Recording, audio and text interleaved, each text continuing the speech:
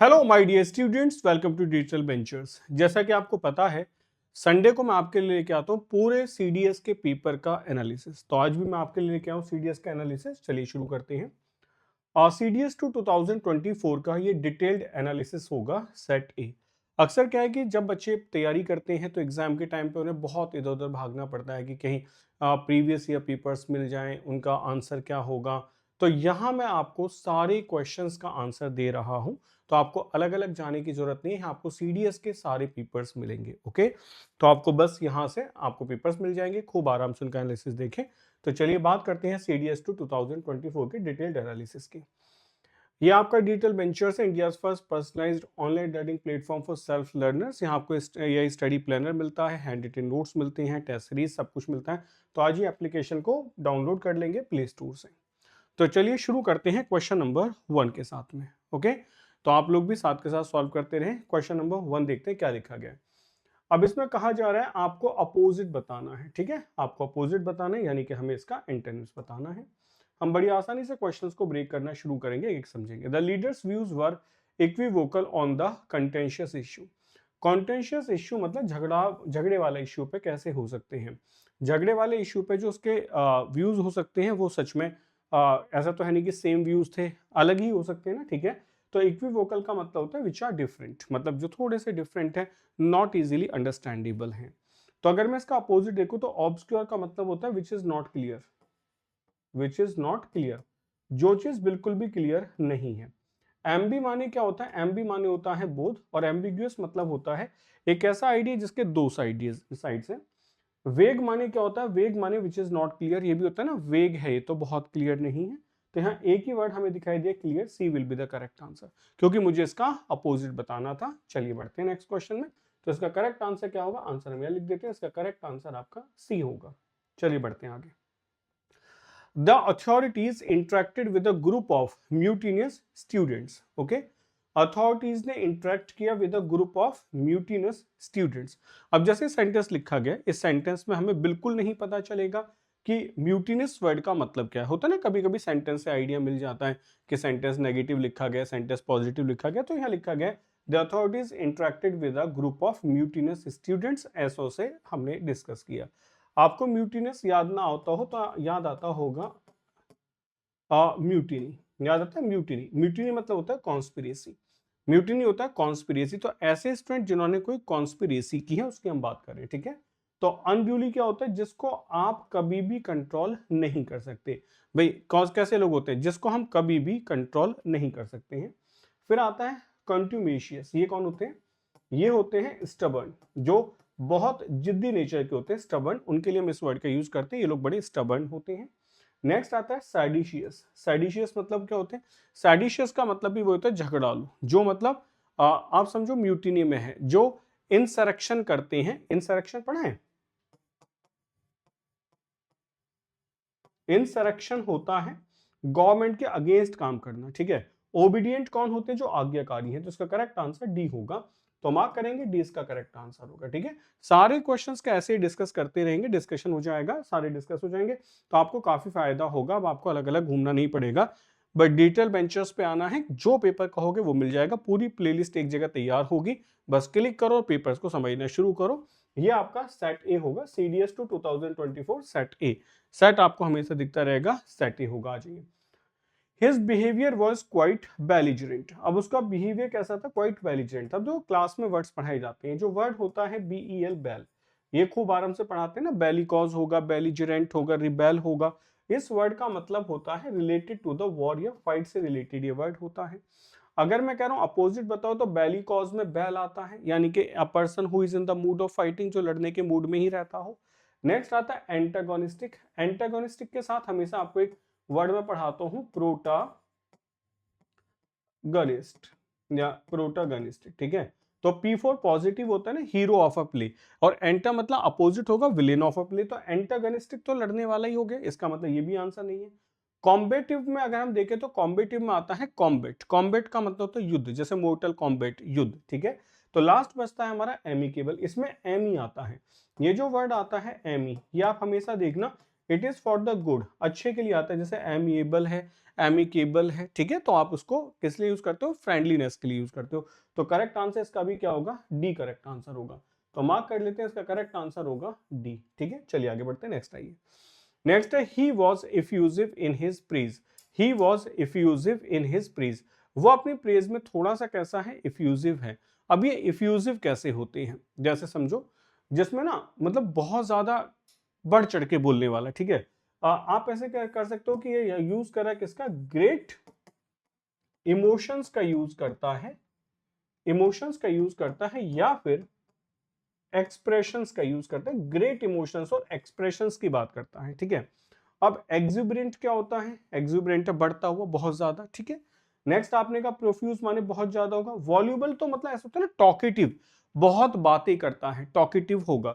तो correct answer क्या होगा, करेक्ट आंसर होगा रेटिसेंट। रेटिसेंट कौन होता है, जो कम बातें करता है, यानी कि कम बोलता है। तो क्वेश्चन नंबर 4 का आंसर क्या होगा, क्वेश्चन नंबर 4 का आंसर होगा आपका डी वाला, ठीक है। देखो मैंने पेपर टाइप नहीं कराए हैं, उसका एक रीजन है, क्योंकि टाइप करते हुए कभी कभी बच्चे को एक कंफ्यूजन रहता है कि हो सकता है स्पेलिंग में कुछ दिक्कत हो गई हो, कुछ भी हुआ हो, ठीक है।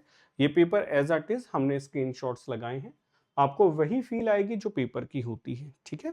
तो इसमें कोई टाइपिंग नहीं है, ये पूरे पूरे स्क्रीनशॉट्स हैं आपके पेपर के सेटे के। कोशिश ये की गई है कि आपको बस मुझे वही पेपर आप तक पहुंचाना है जो मैं आपको पहुंचा दूं। यही पेपर आपको यूपीएससी की वेबसाइट पे, ओके, यूपीएससी की वेबसाइट पे भी आपको एज इट इज अवेलेबल मिल जाएगा। आप जब उसको डाउनलोड करेंगे, वहीं से हमने लिया है, ये सेट ए है, ठीक है। यहाँ आप आंसर देख सकते हैं, वहां आपको पेपर मिल जाएगा। अगर कुछ थोड़ा समझ आए तो देख लो, इन वर्ड्स पे थोड़ा ध्यान दो। प्रीपोस्टरस है, एक्सक्रेबल है, वर्चुअस है और रिवोल्टिंग है, ठीक है। मैंने आपको बताया ना, प्लस माइनस करके भी थोड़े से आंसर्स निकल जाते हैं, लेकिन वो तब होता है जब हमें चीजें आती हैं, ठीक है। जैसे इसका मतलब होता है वेरी अनफेयर, पहले मैं आपको मीनिंग बता रहा हूं, वेरी अनफेयर होगा, ठीक है। या फिर आप कह सकते हो ये चीज मोरली रॉन्ग है, मतलब नैतिक नहीं है, मोरली रॉन्ग है। आपने पहले इसका मतलब लिख लिया, ठीक है। अगर आपको आता है तो बहुत अच्छी बात है, नहीं आता तो हम समझने की कोशिश करेंगे, ओके। अब हमने बात की बेटा प्रीपोस्टरस। प्रीपोस्टरस का मतलब क्या होता है, इसका मतलब ये होता है जो कंट्रास्ट होता है, कंट्रेरी टू नेचर होगा, जो मतलब नॉर्मल नेचर से कंट्रेरी होता है, ठीक है। कोई चीज बहुत ज्यादा कैसा है, बुरा सा है, कंट्रेरी टू नेचर होगा, कॉमन सेंस के अपोजिट होगा, ठीक है। इसके बाद देखो एक्सक्रेबल होता है बहुत बुरा सा, वर्चुअस एक पॉजिटिव वर्ड है, रिवॉल्ट माने भी झगड़ा होता है। तो अगर आप यहां देखें तो ये वर्ड भी नेगेटिव और ये वर्ड भी नेगेटिव और ये वर्ड भी नेगेटिव है, तो एक पॉजिटिव वर्ड है, तो इनको कहा जाता है एग्जाम के कैलकुलेटिव रिस्क, ओके। तो करेक्ट आंसर कौन सा होगा, सी वाला होगा, वर्चुअस होगा। तो आपका आंसर सी बन जाता है, ठीक है। नेक्स्ट आइए, नेक्स्ट बात करते हैं, नेक्स्ट देखिए। नेक्स्ट क्वेश्चन है वर्किंग इन डिम लाइट। अब ये फिलर्स आगे, fill in the blanks, 5 question थे, अब नेक्स्ट आता है fill in the blanks. Working in dim light, eye issues such as glaucoma, ठीक है। अब जब आप वर्क करते हो डिम लाइट में तो क्या होता है, आई इश्यूज कॉन्ट्रीब्यूट करता है, प्रेसिपिटेट्स करता है, इरेडिकेट्स करता है, एलिमिनेट करता है। तो अगर आप कम लाइट में पढ़ते हैं तो सीधी बात है इश्यूज कैसे होंगे, बढ़ जाएंगे। तो ये दोनों आंसर तो बिल्कुल नहीं हो सकते, मैं इन्हें एलिमिनेट कर देता हूं। कॉन्ट्रीब्यूट्स करना भी वही होता है कि मतलब किसी चीज में साथ, मतलब साथ दे देना, ठीक है।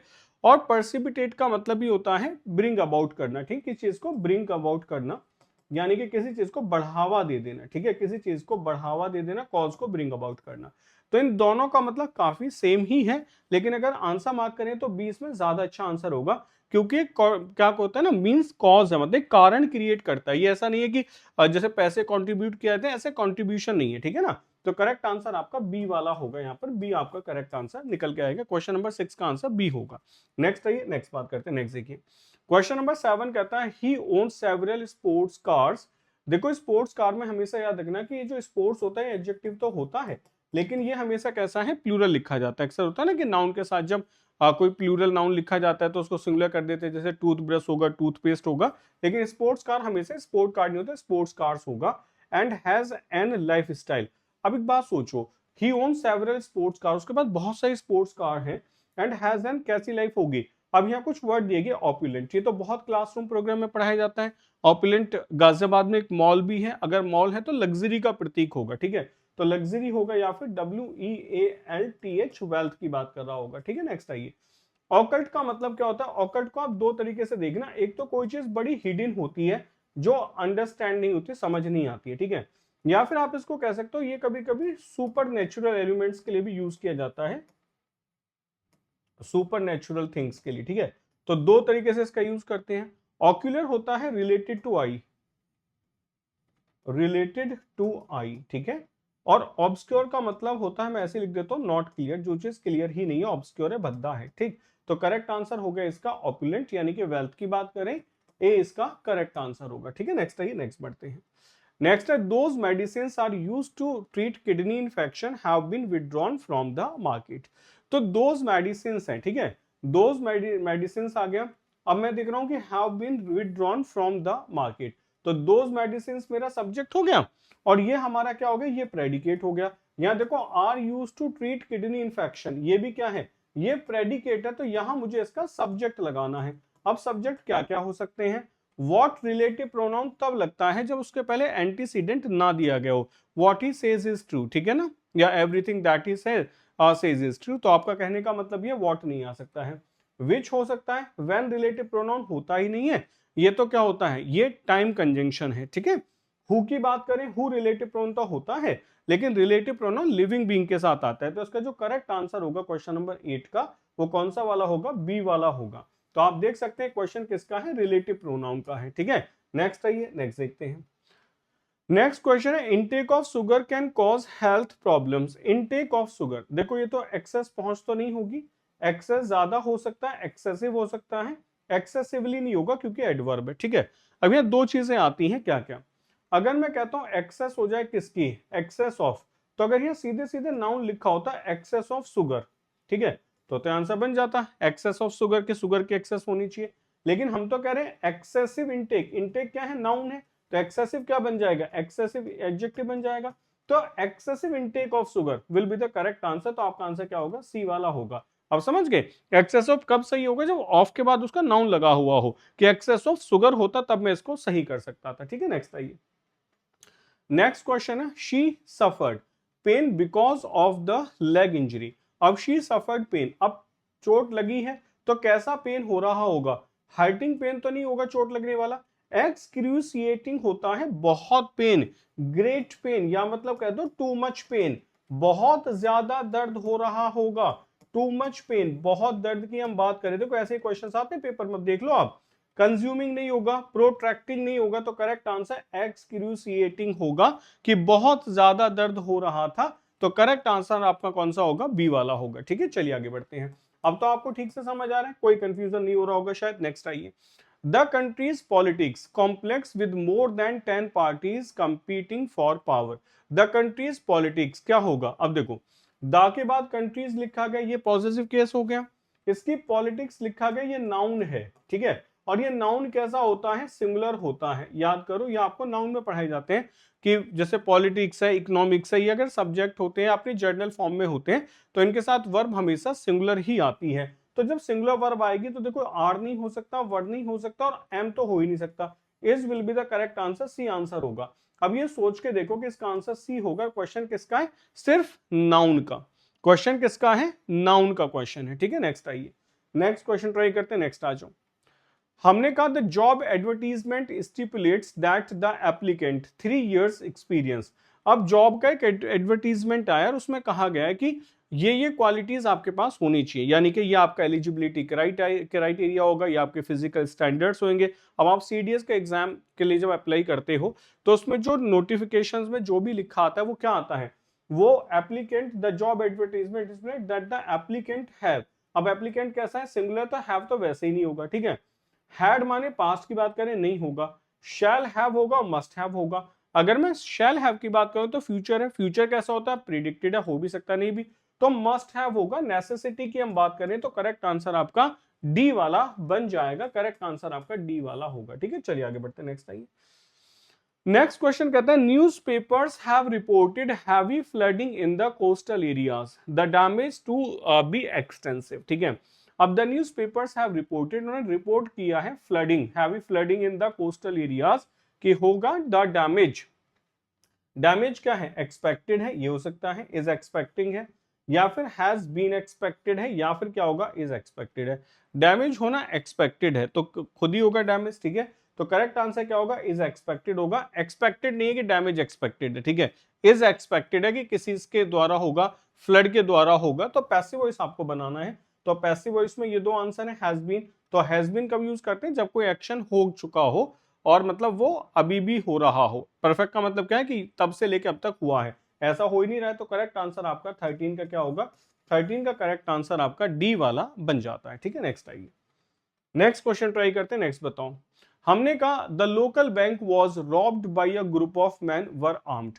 The local bank was robbed by a group of man were armed, ठीक है। अब इसमें दिया जा रहा है फोर ऑफ हुम होगा, फोर ऑफ दीज होगा, फोर ऑफ दोज होगा, या फोर हुम होगा। फोर हुम तो कुछ बनना ही नहीं, ये तो हटा ही देते हैं, ठीक है। अब आपके तीन ऑप्शन हैं। अब बच्चों को बड़ा कंफ्यूजन है इस क्वेश्चन में कि ये वाले क्यों गलत है, फोर ऑफ दीज या फोर ऑफ दोज क्यों गलत है। बच्चे यहां मार्क करके आगे, ठीक है, बस ध्यान से सुन लो। सेम सेंटेंस है, अगर ये ऐसे लिखा होता,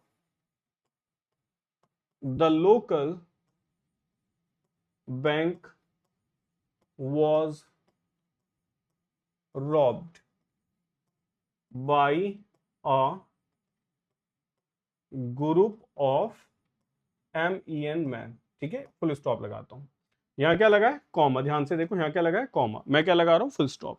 तो अगर मैं कह रहा हूं the local bank was robbed by a group of man, ठीक है, तो अब मैं कह सकता हूं कि फोर ऑफ दोज, क्योंकि उनकी बात करें ना जिन्होंने चोरी की थी, तो दीज तो आएगा नहीं, फोर इनमें से चार, उनमें से चार, ठीक है। तो फोर ऑफ दोज वर क्या होगा, वर अरेस्टेड होगा, ठीक है। अब ये मैं आपको जो बता रहा हूं कॉन्सेप्ट ये है, अब डिपेंड करता है कि यूपीएससी ने कैसा आंसर दिया, ठीक है। अब अगर यहाँ कॉमा लगा है तो अंतर क्या होगा, कॉमा लगा है तो इसका मतलब ये रिलेटिव क्लॉज बनेगी, ये जो सेंटेंस जुड़े हुए हैं। और अगर ऐसा है तो करेक्ट आंसर आप फोर ऑफ होम हो जाएगा, ठीक है। दीज तो वैसे भी नहीं बन रहा था, कैसे भी भाई, जिन्होंने चोरी की उनमें से पकड़ा गया, डिस्टेंस की बात करें, ठीक है। तो फोर ऑफ दीज तो होगा नहीं, फोर ऑफ दोज होगा। दोज क्यों नहीं होगा, ये हम समझ पा रहे हैं कि दोज हो सकता है अगर ये सेंटेंसेस अलग अलग होते तो इंडिपेंडेंट आपका डिमॉन्स्ट्रेटिव प्रोनाउन होता, सब्जेक्ट बन जाता। लेकिन यहां तो ये सब्जेक्ट बनेगा नहीं ना, क्योंकि आप कॉमा लगा रहे हो। रिलेटिव क्लॉज आपको लगानी है, रिलेटिव क्लॉज हु और हुम से बनती है। ऑब्जेक्टिव केस लगाना है तो हुम will be the correct answer. तो आपका आंसर क्या होगा, ए वाला होगा, ठीक है। मेरा काम सिर्फ एक्सप्लेनेशन प्रॉपर करना है कि आप उन्हें ध्यान से समझो कैसे आंसर बनता है। The country several economic changes in the past 2 decades, ठीक है। तो द कंट्री क्या होगा बेटा, कंट्री अंडरवेंट होगा, हैड अंडरगॉन तो बनेगा नहीं, ठीक है। विल बी अंडरगोइंग नहीं होगा क्योंकि पास्ट 2 डिकेड्स की बात करते हैं, और हैव बीन अंडरगॉन भी नहीं होगा। और कंट्री क्या है, कंट्री सिंगुलर है तो हैव तो वैसे भी नहीं आएगा, ठीक है। तो करेक्ट आंसर आपका ए ही बन सकता है, बाकी कोई आंसर नहीं होगा। आई होप ठीक से समझ आ रहे होंगे क्वेश्चंस, ठीक है, बढ़िया से समझो। पेपर में जो मैं आपको बता रहा हूं ऐसे ही क्वेश्चंस आते हैं, ये सब सीडीएस के पेपर हैं। अब इसमें तो ऐसा नहीं होगा ना कि सर आपने खुद का मॉक टेस्ट बना रखा है, इजी डिफिकल्ट कुछ भी हो सकता है, नहीं, ऐसा ही पेपर आता है। आपके सामने पेपर है, कुछ भी दिक्कत नहीं थी। देखो जब कंट्री दिखाई दिया तो हैव तो वैसे एलिमिनेट हो गया, ठीक है। जब पास्ट 2 डिकेड्स दिखाई दिए तो विल बी अंडरगोइंग, ये एलिमिनेट हो गया, दो बच्चे हैड अंडरगॉन और अंडरवेंट। अंडरवेंट आएगा, हैड अंडरगॉन क्यों नहीं आएगा, क्योंकि हैड अंडरगॉन पास्ट परफेक्ट है, जिसका मतलब था पास्ट से भी पहले वाला पास्ट। ओके, नेक्स्ट आइए, नेक्स्ट बात करते हैं। अब देखो ये कुछ क्वेश्चंस हैं, ये तो ईडियम्स होते हैं सीधे सीधे, ठीक है। मैं चाहूंगा कि ईडियम्स का आंसर तो आप झटाझट देते चले जाएं। अच्छा एक काम कर लिया करो, पेन पेपर आपके पास हमेशा होना चाहिए। बस मैं ये कहूंगा कि पेन पेपर हमेशा रखा करो। ऐसा नहीं है कि आपको सब कुछ पढ़ना पड़ेगा, ठीक है, ऐसा बिल्कुल नहीं है कि आपको सब कुछ पढ़ना है। आपको लिमिटेड चीजें पढ़नी है, वो आप बस कवर कर लिया करो। आ जाओ। अ वॉश्ड पॉट नेवर बॉइल्स, मतलब वॉश्ड पॉट, आप एक पॉट को देख रहे हो कभी बॉयल नहीं करता है, मतलब surveillance destroyed creativity, या to experience failure due to over eagerness, या to have no chance of achieving something, या desperate anticipation make time drag। अब desperate anticipation जो होगा वो क्या करता है, makes कर देता है टाइम को ड्रैग, खत्म कर देता है, खींच देता है। सो डी करेक्ट आंसर होगा। मतलब क्या है, अ वॉश्ड पॉट नेवर बॉइल्स, आप एक पॉट को देखते रहो, एक काम को बस सोचते रहो, वो कभी नहीं होगा। तो डेस्परेट एंटिसिपेशन जो ना मेक्स टाइम ड्रैग ऑन, बस उसको टाइम को खींचते रहता है, कुछ होता नहीं है, ठीक है। नेक्स्ट हम बात करते हैं लुक टू योर ल्योरल्स। ल्योरल्स का मतलब होते हैं, ल्योरल्स होते हैं आपकी पोजीशन, जो आपने जो जॉब करी है, आपको गिफ्ट्स मिले हैं, आपको पेंशन मिलती है, वो सब आपके ल्योरल्स अचीवमेंट्स होते हैं। तो लुक टू योर ल्योरल्स का मतलब to make an extra effort to secure one's position, तो अपनी पोजीशन को और सिक्योर करना, to look suitable for a particular situation, किसी पर्टिकुलर सिचुएशन के लिए खोज करना, टू गार्ड वंस ट्रॉफीज, ये तो मतलब होगा ही नहीं, ठीक है। टू ब्रेज वन सेल्फ, खुद को प्रेज करते रहना। तो करेक्ट आंसर बेटा ए वाला होगा, to make an extra effort to secure one's position, अपनी पोजीशन को सिक्योर करने के लिए एक एक्स्ट्रा एफर्ट मार देना, ठीक है। नेक्स्ट आइए, नेक्स्ट हम बात करते हैं, नेक्स्ट देखिए,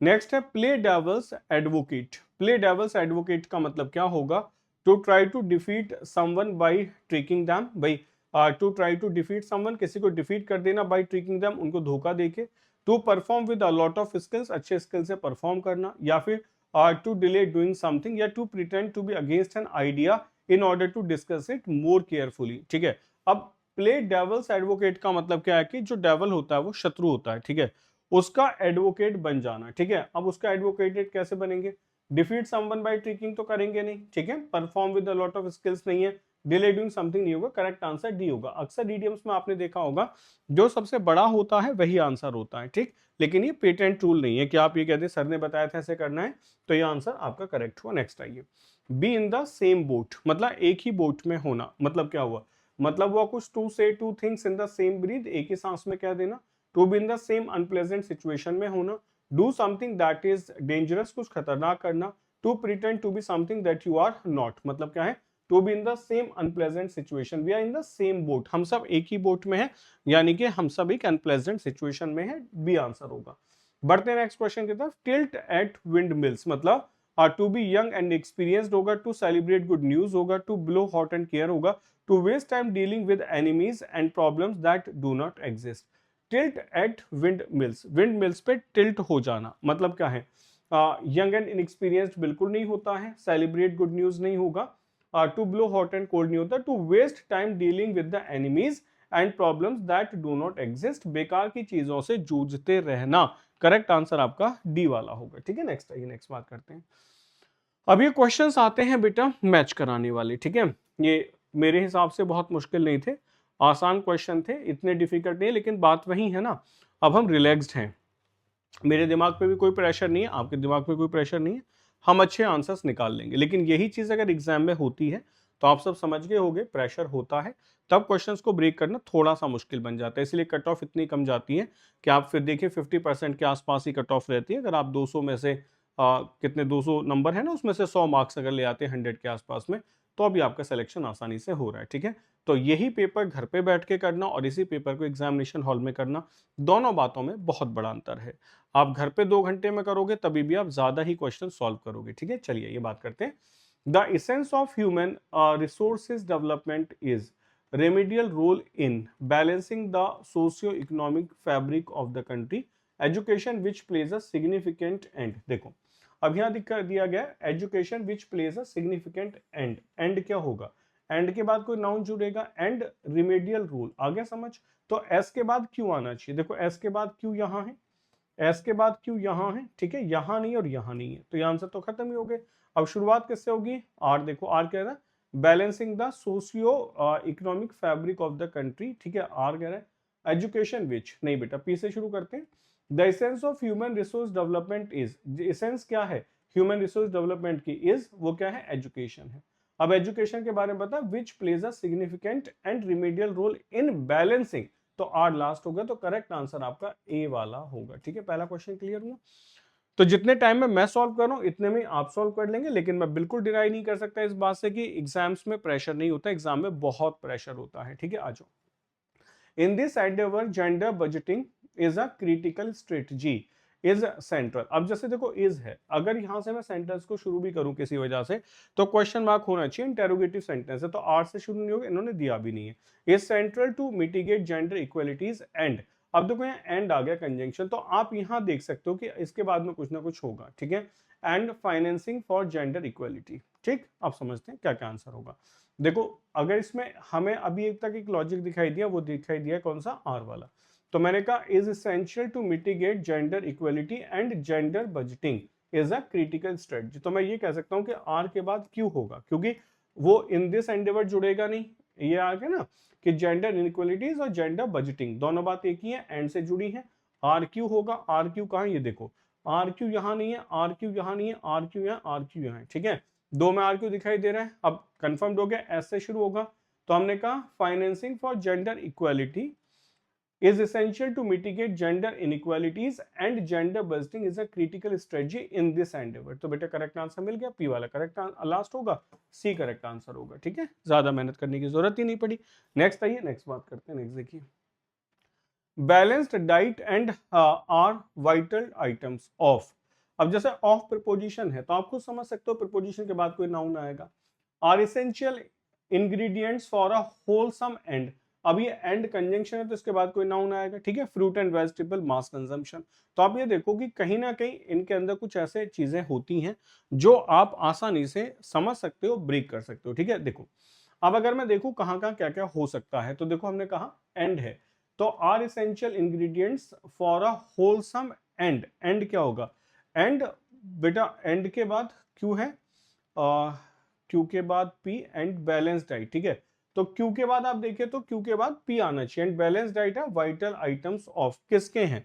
तो किसके हैं ये समझना होगा। तो क्यू के बाद हमने देखा पी आगे। ठीक है, पहले क्यू पी को फिक्स कर लो आप कि क्यू पी आपका फिक्स है, क्योंकि देखो यहाँ क्या है, for a wholesome and balance diet हो गया, तो होलसम डाइट या फिर बैलेंस्ड डाइट। ठीक है, अब क्यूपी कहाँ का है? क्यूपी हमारा यहाँ तो है, यहाँ नहीं है, यहाँ भी क्यूपी नहीं, यहाँ भी क्यूपी नहीं है। बेटे ये आंसर होगा, मिला के देखते हैं एक बार। देखो हमने मिलाया, fruit and vegetables, fruit and vegetables are essential ingredients for a wholesome and balanced diet and are vital items of mass consumption। तो करेक्ट आंसर आपका 23 का ए वाला होगा, बात खत्म हो गई। ठीक है, समझ आया? चलिए नेक्स्ट बात करते हैं, नेक्स्ट आ जाओ, नेक्स्ट क्वेश्चन देखो। नेक्स्ट है relating to the reduction of greenhouse gases. अब देखो एंड लगा हुआ है। ठीक है, आप ये समझो, अब मुझे एक ऐसा सेंटेंस जोड़ना होगा, सोचना होगा जो इसके पहले आता हो। ठीक है, कहीं ना कहीं मुझे ऐसा सोचना होगा जो इसके पहले आता हो। ठीक है, तो मैंने देखा क्यू के पहले क्या आ सकता है, ये मुझे देखना होगा। ठीक, नेक्स्ट है ये financial supporting to develop countries, India's position is reflected in decisions. ठीक है, अब देखो अगर मैं क्यू की बात करूं तो relating to the reduction of greenhouse gases and extending financial support to, किसको सपोर्ट, किसको? To developing countries, India's position is reflected in decisions. ये जो सेंटेंस है बस इसकी पोजीशन गलत है, बाकी तो सब जुड़ा हुआ है। तो हम अगर एस से शुरू करें तो India's position is reflected in decisions, अगर हम ऐसे शुरू करें तो देखो ऐसे दो सेंटेंस शुरू हो रहे हैं ये वाले। ठीक है, एक हमें समझ आ रहा है क्यू के पहले पी होगा, तो क्यू पी कहाँ है? यहाँ है क्यू पी,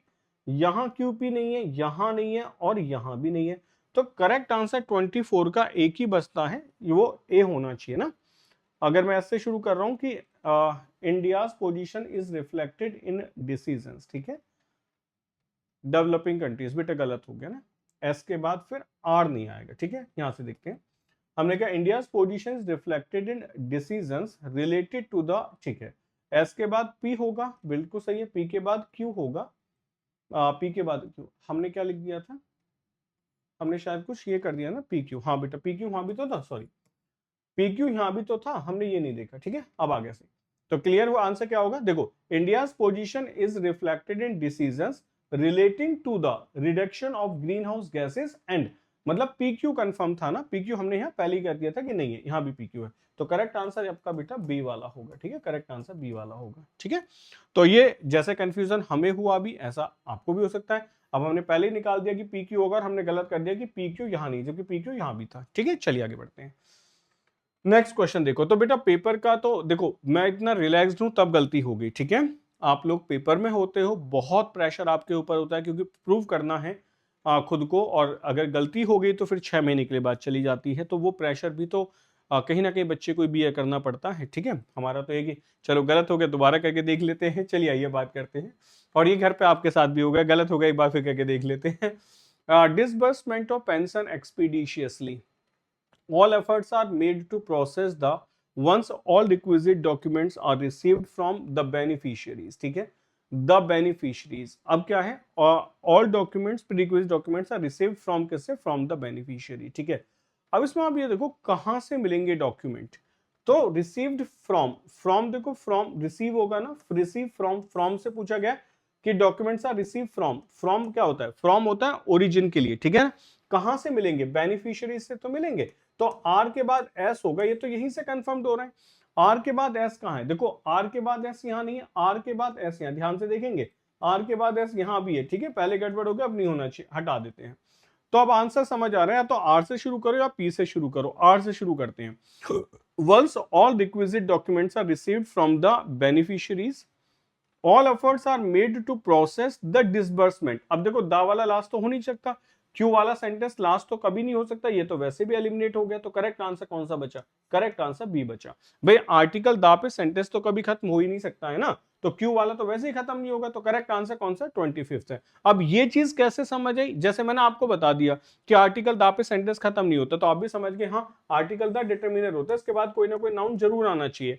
तो मैं ये भी तो सोचूं कि इसके बाद कुछ ना कुछ तो नाउन जरूर दिया गया होगा, तो दा के बाद दा बेनिफिशियरी, यानी कि दा के बाद देखो क्यू के बाद कभी एस नहीं आ सकता, अगर कहीं ऐसा आपको दिखाई दे क्यू ऐसे तो आप हटा दो, ठीक है।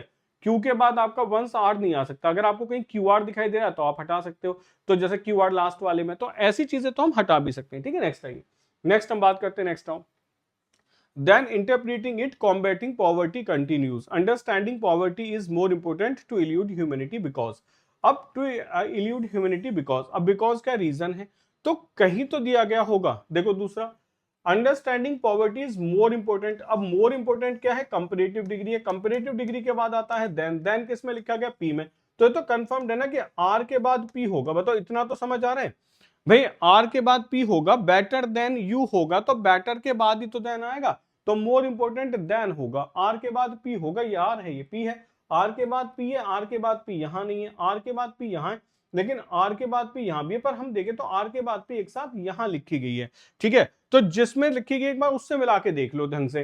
क्यू से शुरू करते हैं, क्यू कहता है combating poverty continues, combating poverty continues to elude, लगातार क्या करते हैं, इल्यूड करते हैं ह्यूमैनिटी को, because understanding poverty is more important than interpreting it, सही तो कह रहा है कि उसको समझना ज्यादा इंपॉर्टेंट है उसको इंटरप्रीट करने से, तो करेक्ट आंसर आपका ए वाला होगा, बात खत्म हो गई। तो यहां में एक आइडिया मिल गया कि मोर इंपोर्टेंट के बाद देन आता है, तो हमने यहां से निकालने की कोशिश करी, ये आपको एग्जाम में भी करना होता है, ठीक है। नेक्स्ट आइए, the national education policy 2020 envisages and pedagogy in schools and colleges following the liberal approach are restructuring of existing curriculum, ठीक है। अभी देखो एंड लगा है, एंड लगा है पेडागोजी के साथ, नाउन के साथ में, तो अब हमें यह समझना है कि ऐसा कोई क्वेश्चन भी तो होगा जिसमें नाउन दिया गया हो, यानी कि क्यू के पहले कोई नाउन देखो, कहां आ रहा है, liberal approach and pedagogy, restructuring of existing curriculum and pedagogy, तो किसकी बात कर रहा है, restructuring of existing curriculum and pedagogy की बात होगी, कैरिकुलम होगा और पेडागोजी मतलब होता है पढ़ाने का तरीका, तो करेक्ट आंसर क्या समझ आ गया कि एस के बाद में क्यू होगा, ठीक है, एस के बाद में क्यू होगा, देखो कहां है, एस के बाद क्यू यहां नहीं है, एस के बाद क्यू यहां नहीं है, और एस के बाद क्यू यहां नहीं है, यहां एस के बाद क्यू है, पूरा मिला के देख लो। अब following the liberal approach, following the liberal approach the national education policy 2020 envisages a restructuring of existing curriculum and pedagogy in schools and colleges, तो करेक्ट आंसर आपका सी वाला बन जाएगा। आगे समझ, नेक्स्ट आ जाओ। नेक्स्ट क्वेश्चन है, the Amazon basin in the central north America physiography is in the west and dominated by the Andes mountains, ठीक है। The Amazon basin in the central north या फिर अमेरिका फिजियोलॉजी इज, अभी जो दिया America physiology is, वो क्या है, इज। अब फिजियोलॉजी के बारे में बताना होगा तो कहां बताओगे, अगर मैं कहता हूं अमेरिका फिजियोग्राफी, ये जो physiography is the Amazon basis होगा, इन वेस्ट होगा या डोमिनेटेड बाय एंडीज होगा, तो कहीं ना कहीं आपको दिख रहा होगा कि जो क्यू सेंटेंस लिखा गया उसके बाद में एस आना चाहिए, भाई इसके बाद में इज द अमेज़न नहीं हो सकता क्योंकि मैं फिजियोग्राफी की बात कर रहा हूं, तो is dominated by the Andes mountains होगा, तो क्यू के बाद एस आएगा। अब क्यू के बाद एस देखो यहां तो नहीं है, यहां भी नहीं है, और यहां क्यू के बाद ऐसे यहां भी है, लेकिन बीच में आर भी तो आ रहा है, तो क्यूएस वाला सी वाला मिला के देख लो आप। तो आपने कहा America physiography is dominated by the Andes mountains, R कहता है in the west and the Arizona basin in the centre, क्योंकि एंड आ गया तो ये वाला सेंटेंस के बाद आएगा, पी लास्ट होगा, तो करेक्ट आंसर आपका सी वाला बन जाता है, बात खत्म हो गई, ठीक है। नेक्स्ट आइए, तो क्वेश्चंस आप बनाएंगे तो बेटा बनेगा, क्वेश्चन बनाओगे तो बनेगा, ऐसा कुछ नहीं है कि नहीं जी कंफ्यूजिंग है, ठीक है। 28 आओ, लेकिन पेपर में जरूर, मैं फिर कहता हूं पेपर में यार प्रेशर है, प्रैक्टिस करके जानी पड़ेगी अच्छे से, तभी निकाल पाओगे। 28 देखते हैं, आ जाओ।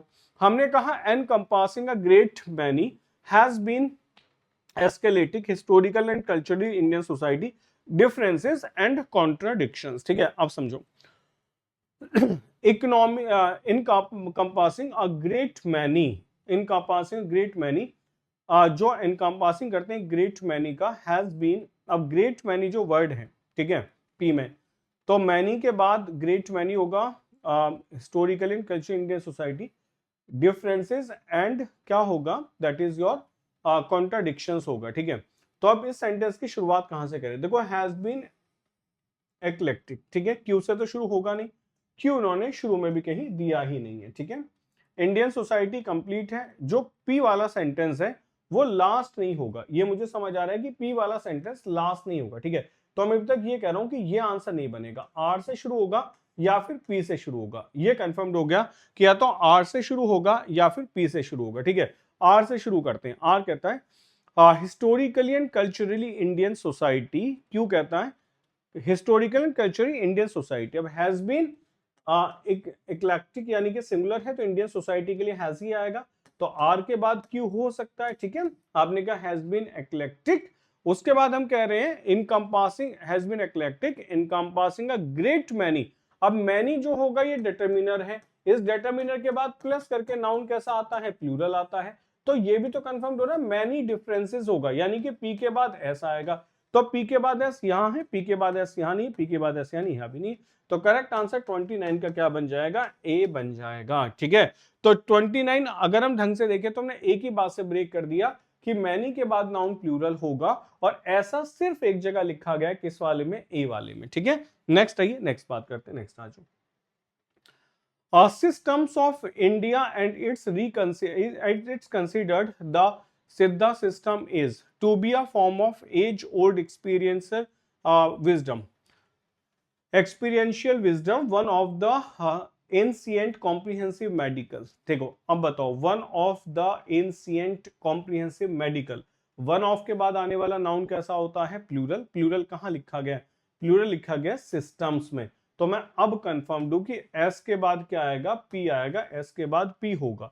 एस के बाद पी कहाँ है, देखो एस के बाद पी यहां नहीं है, एस के बाद पी यहां है, एस के बाद पी यहां नहीं है, और एस के बाद पी यहां नहीं है, तो मैं कह सकता हूं कि क्वेश्चन नंबर 30 का जो आंसर होगा वो बी वाला होगा। ठीक है, बिल्कुल आसानी से मैं कह सकता हूं, मिला सकते हो, कैसे मिलाएंगे, द सिद्ध सिस्टम इज क्या है बेटा, द सिद्ध सिस्टम इज क्यू से शुरू कर रहे हैं ना, एस कहता है one of the ancient comprehensive medical systems of India and is considered to be a form of age old experiential wisdom. ठीक है, तो करेक्ट आंसर आपका 30 का बी वाला बन जाएगा।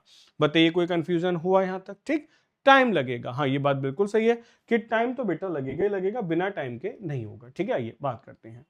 अब ये बच्चों आपके S1 to S6 हैं। ठीक है, इनके अंदर आप आराम से पढ़ के मिला लेना, बहुत मुश्किल ये है नहीं। ठीक है, आंसर्स मैं आपको बता देता हूं, एक दो कर लेते हैं चलो आसानी से, लेकिन आप इनके आंसर्स मिला लेना, क्योंकि थोड़ी मेहनत आपको कहीं ना कहीं करनी पड़ेगी। ठीक है, ये बस समझाने वाली बात है। देखिए देखते हैं, जैसे हमें दिया गया Indian defence forces are fully aligned with national agenda.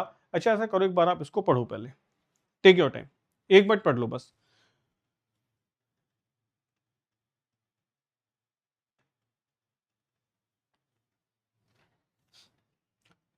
एक करने की कोशिश करो, ओके चलो, मतलब कोशिश पता क्या करनी है, कोशिश बस लॉजिक ढूंढने की करनी है, तो इसमें हम ज्यादा टाइम नहीं देते क्योंकि यहाँ मेरे समझाने का पार्ट बहुत ज्यादा नहीं है। ठीक है, समझते हैं। Indian defence forces are fully aligned with national agenda of Atmanirbhar Bharat and have already embarked in mission mode. ठीक है, as a result of Indian defence industry, ये तो लास्ट ही होगा ना, this will provide opportunity to the Indian industry to harass their potential and build an ecosystem which can sustain.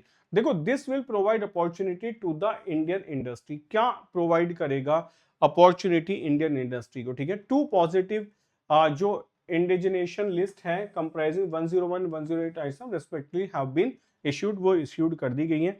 Projects filed are aimed to encourage indigenisation किसमें of defence technology में, reduces dependence on important होगा। The list intended to implement ban on import of these items in a staggered manner up to 2025 to promote indigenisation production होगा। ठीक है, अब इसमें अगर आप देखें तो बड़ा सीधा सा तरीका है कि सेंटेंस को पहले वाले से नहीं जोड़ा गया है, लेकिन अगर हम देखें तो एक्सप्लेनेशन दी गई है किसकी बेटा, जो हमने नई चीजें शुरू की हैं। ठीक है, ये सेंटेंस अगर हम क्यू से देखें तो क्यू में कह रहा है टू पॉजिटिव जो indigenisation list comprising 10 and 108 item respectively have been issued हो चुकी हैं। ठीक है, अब क्यू के बाद आप एस में देखिए द लिस्ट, अब ये जो लिस्ट लिखी गई है क्यू के बाद एस होगा, इस लिस्ट का जिक्र एस में है, तो क्यू के बाद एस देखो यहां भी नहीं है, यहाँ क्यू के बाद एस बहुत दूर है, क्यू के बाद एस है और यहाँ क्यू के बाद एस नहीं है, तो करेक्ट आंसर इसका सी वाला बनेगा। यानी कि द लिस्ट का मतलब क्या है, वो वाली लिस्ट जो पहले मेंशन्ड है। ठीक है, तो ऐसे क्वेश्चंस बनते चले जाएंगे। नेक्स्ट आइए नेक्स्ट बात करते हैं। Our constitution's makers were fully conscious of the fact that the scheduled caste and scheduled tribes had been oppressed and unprivileged section of our society over the centuries, and they deserved a special dispensation so that their conditions may be vastly improved। ठीक है, constitution में किसके बारे में बात की, scheduled tribe और scheduled caste के बारे में बात की गई कि अंडर प्रिविलेज्ड रहे हैं, इनको कहीं ना कहीं प्रिविलेज मिलना चाहिए। ठीक है, चलो देखते हैं। तो हमने कहा similarly they have also sensitive of the difficulties and problems which were likely to be faced by the persons belonging to the Anglo-Indian community in the country. One such provision related to the reservation of seats for these communities in the Lok Sabha and state legislative assemblies. This provisions fund placed to Article 330 and Article 332 of the Constitution. कौन सा provision, एक तो आपको ये बताना है। For this purpose, several special provisions were incorporated in our constitution. इस purpose के लिए, किस पर्पस के लिए, special dispensation so that their conditions में be vastly improved. So for this purpose several चीजें उनको दी गई हैं। ठीक है, वन सच प्रोविजंस, उनमें से एक ऐसा provision related to the reservation of the seats of the communities होगा। तो क्यू बेटा एस से शुरू होगा, एस के बाद में क्यू आएगा, बाकी आरपी है, तो करेक्ट आंसर आपका ए वाला होगा, इसे आप मिला सकते हैं। ठीक है, 32 का करेक्ट आंसर ए वाला होगा। नेक्स्ट आइए नेक्स्ट बात करते हैं। नेक्स्ट कहा गया startup India is a flagship initiative of the government of India under the startup India schemes eligible companies, ये तो लास्ट में लिखा जाएगा। These programmes are managed by a dedicated startup India team which reports to DPIIT। It envisions transformation, अब it किसके लिए आया हमें समझना होगा। It envisions transforming India into a country of job creators instead of job seekers. It intends to catalyze the startup culture and building a strong and inclusive ecosystem for innovation and entrepreneurship in India. Launched in 2016, Startup India has rolled out several programs which the objectives of, ठीक है, तो अगर हम देखें तो यहाँ किस किस के लिए क्या क्या आया है। Launched in 2026, Startup India has rolled out several programs with the objective of supporting entrepreneurs and building up the robust startup ecosystem। ठीक है, ये लॉन्च हुआ था कब, इस वाले साल में। ठीक, तो अब अगर हम देखें तो क्या सेंटेंस सही होगा। अगर मैं देख रहा हूं startup India is a flagship initiative of the government of India. ठीक, अगर मैं देखता हूं आर वाले से तो it intends to catalyse the startup culture and build a strong and inclusive ecosystem for innovation and entrepreneurship in India, इसके लिए बनाया गया। ठीक है, कहीं ना कहीं इसके लिए बनाया गया।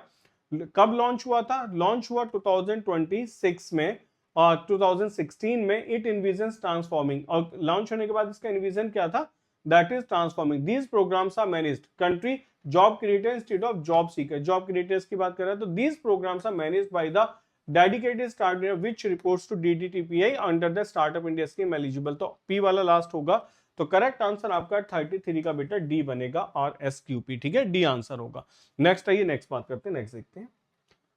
In India, the first livestock census was conducted during 1919 to 1920। ठीक है, तब हुआ। Since its inception, it is being conducted equinquennially by all states या UTs के द्वारा। The 20th livestock census was conducted with participation of animal husbandry departments of state and UTs. This 5-yearly census is the only source which gives disaggregated information on various species of animals and poultry birds.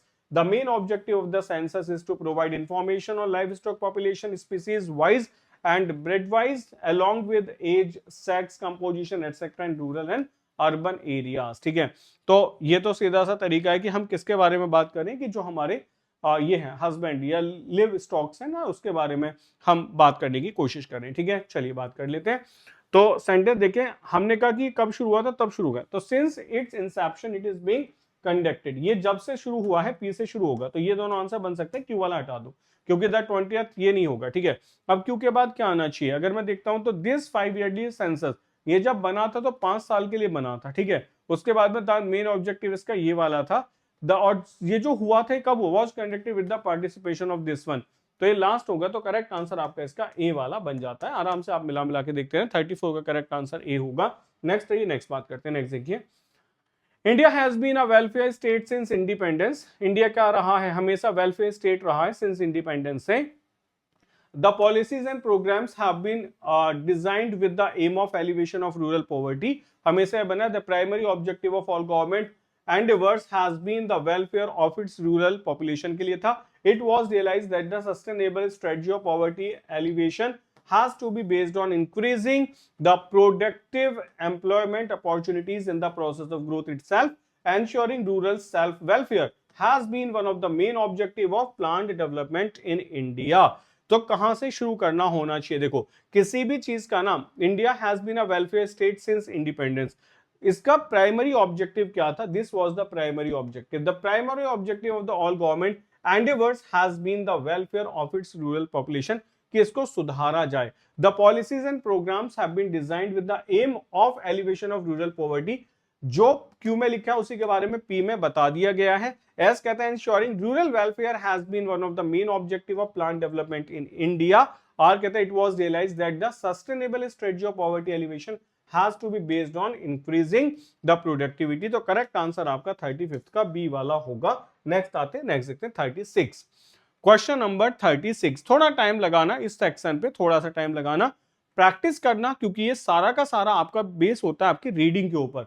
आपने को कोविड-19 pandemic threw a lot of challenges on the entire country. These urban migrants stay in slums, informal settlements, unauthorized colonies, peri-urban areas to save cost on housing. अब मुझे समझ आना है कौन से अर्बन माइग्रेंट्स की हम बात करें। Hence they need decent rental housing at affordable rate near their work sites. ये किसकी बात हो रही है? The biggest challenge was reverse migration of urban migrants का या poor in the country. The migration took place due to temporary shutting down of industries and other sectors. ठीक है, तो द माइग्रेशन किस लिए हुआ था, तो कहीं ना कहीं हम आइडियाज निकाल पा रहे हैं कि यहां सबसे ज्यादा बात हो रही है माइग्रेशन को लेके। ठीक है, देखिए तो हमने कहा कोविड-19 pandemic threw a lot of challenges on the entire country. ठीक है, किस लिए, तो सबसे पहला था बेटा जो हम दे रहे आर वाला, the biggest challenge was, challenges में से सबसे बड़ा क्या था, migration of urban migrants poor in the country, इनको माइग्रेट कराना था। The migration take place due to temporary setting down the industry and this one. ठीक है, पी कहता है these urban migrants stay in slums informal settlements में, ये जो माइग्रेंट्स है ये यहां रहते थे। तो करेक्ट आंसर बेटा आपका डी वाला यहां बन जाएगा।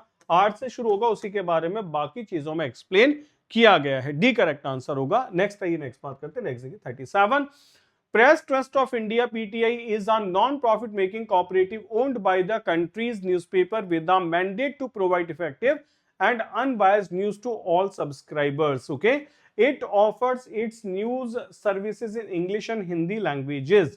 Next कहता over 500 newspapers and several news services subscribe to PTI, including many overseas news articles. होगा।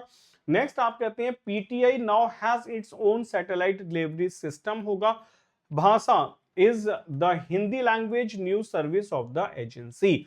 अब कहां से शुरुआत करें, देखो लग तो रहा है कि पी वाले से शुरू करें, लेकिन पी ऑप्शन में नहीं है कि it offers it's new services. तो इसका मतलब जब मैं बात करूं पीटीआई के बारे में effective and bias to all subscribers होगा, तो मैं क्यू से कह सकता हूं। क्यू क्या कहता है, over 500 newspapers and several news services subscribe to PTI including many overseas news sites होगा। इसके बाद पी कहता है it offers its news services in English and Hindi languages, दोनों में ये अपनी सर्विसेज को देते हैं। एस कह रहा है बच्चों भाषा is the Hindi language news service of the agency, PTI now has its own satellite delivery system. जब आप नाउ की बात करते हो तो it should be the last sentence के अब क्या है और पहले क्या था। ठीक है, तो करेक्ट आंसर आपका यहाँ बी वाला बन जाएगा। नाउ से आप ये कह सकते हो कि जब आप फॉर्मेशन लिखते हैं तो पहले पास्ट होता है, फिर प्रेजेंट होता है, फिर फ्यूचर आता है। The national school of drama NSD was set up by the संगीत नाटक academy in 1959.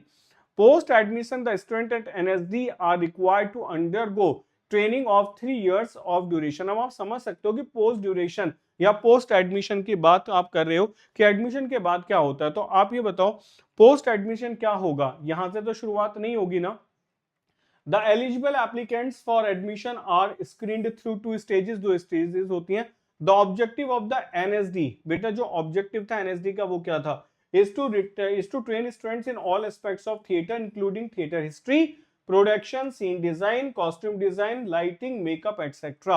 In 1975 it became an autonomous organization.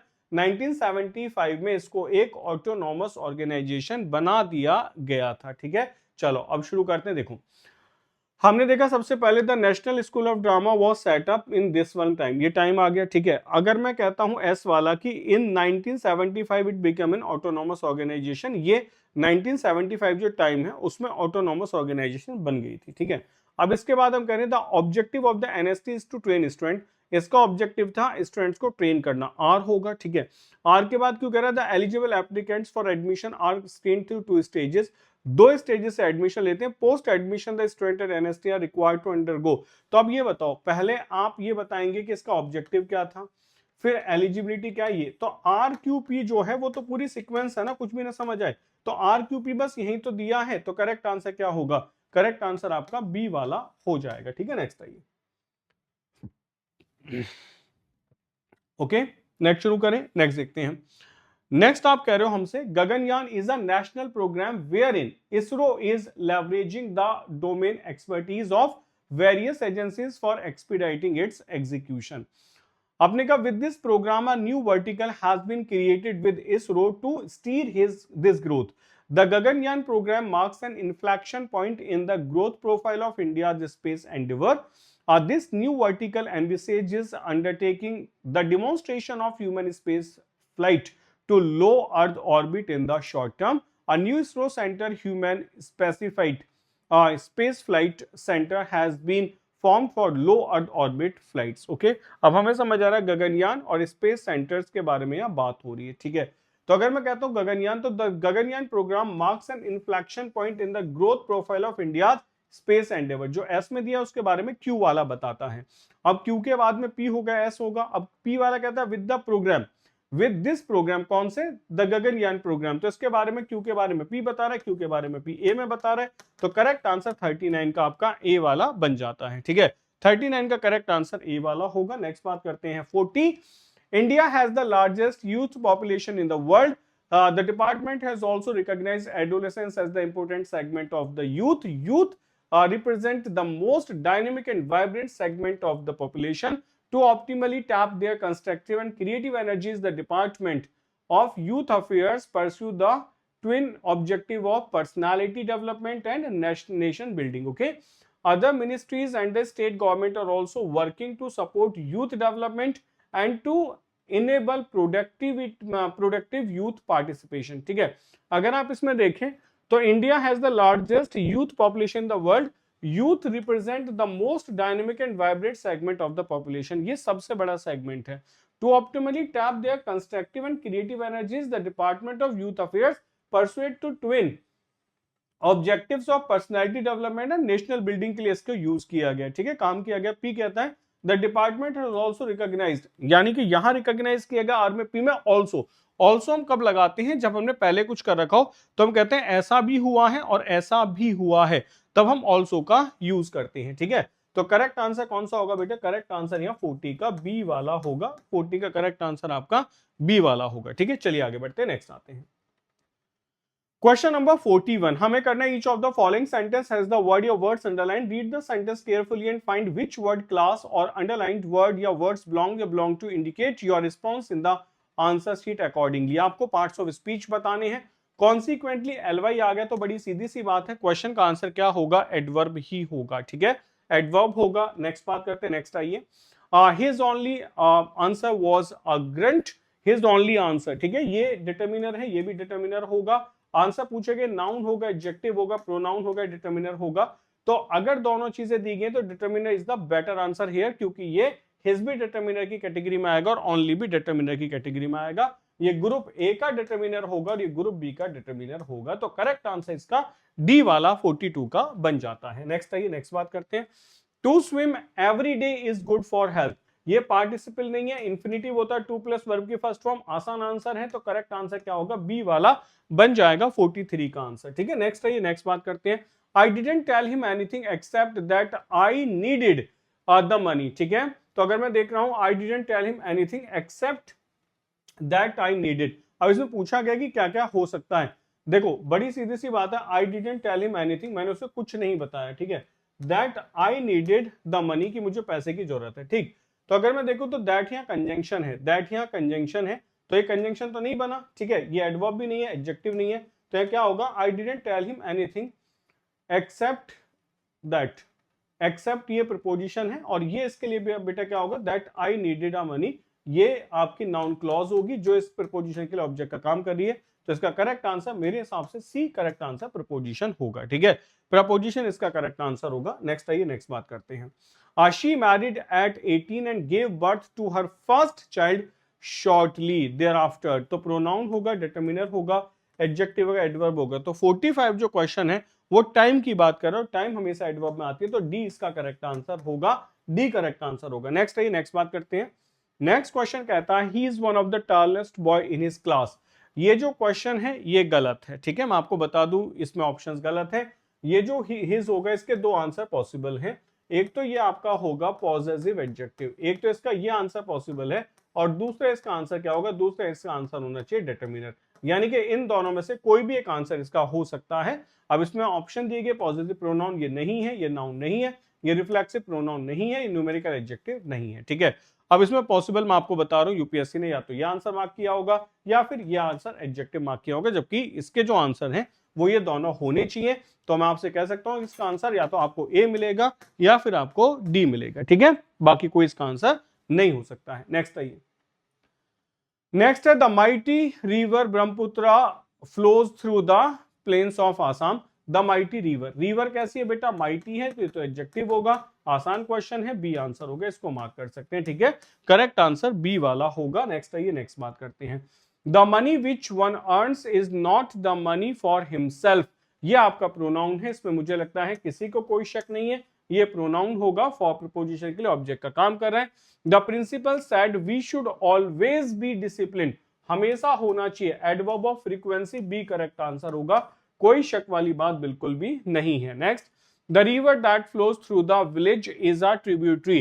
The river, article the के बाद लगा है, इसका मतलब ये नाउन ही होगा, करेक्ट आंसर भी है। यहां भी आपको कोई कंफ्यूजन बिल्कुल भी नहीं हो रहा होगा। नेक्स्ट बढ़ते हैं।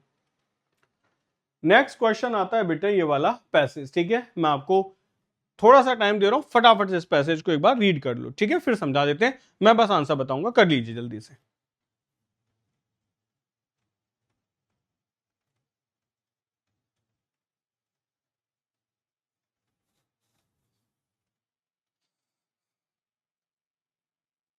ठीक है, चलो मैं फटाफट एक बार रीड कर देता हूं आपके लिए भी। It must not be imagined that a walking tour as some, शायद फिजिकली विजिबल तो होगा ना आपको भी। ठीक है, क्योंकि वो स्क्रीनशॉट है ना, थोड़ा सा ब्लर हो सकता है, तो मैंने आपको बता दिया सेट ए है। आप यूपीएससी की वेबसाइट upsc.gov.in से सारे पेपर डाउनलोड कर सकते हैं, कोई बड़ी बात नहीं है। ठीक है, कुछ छुपाना नहीं है, सब आप ही के लिए है। It must not be imagined that a walking tour, as some would have us fancy, is merely a better or worse way of seeing the country. There are many ways of seeing landscape quite as good and none more vivid in spite of canting dilettantes than from a railway train, but landscape on a walking tour is quite an accessory.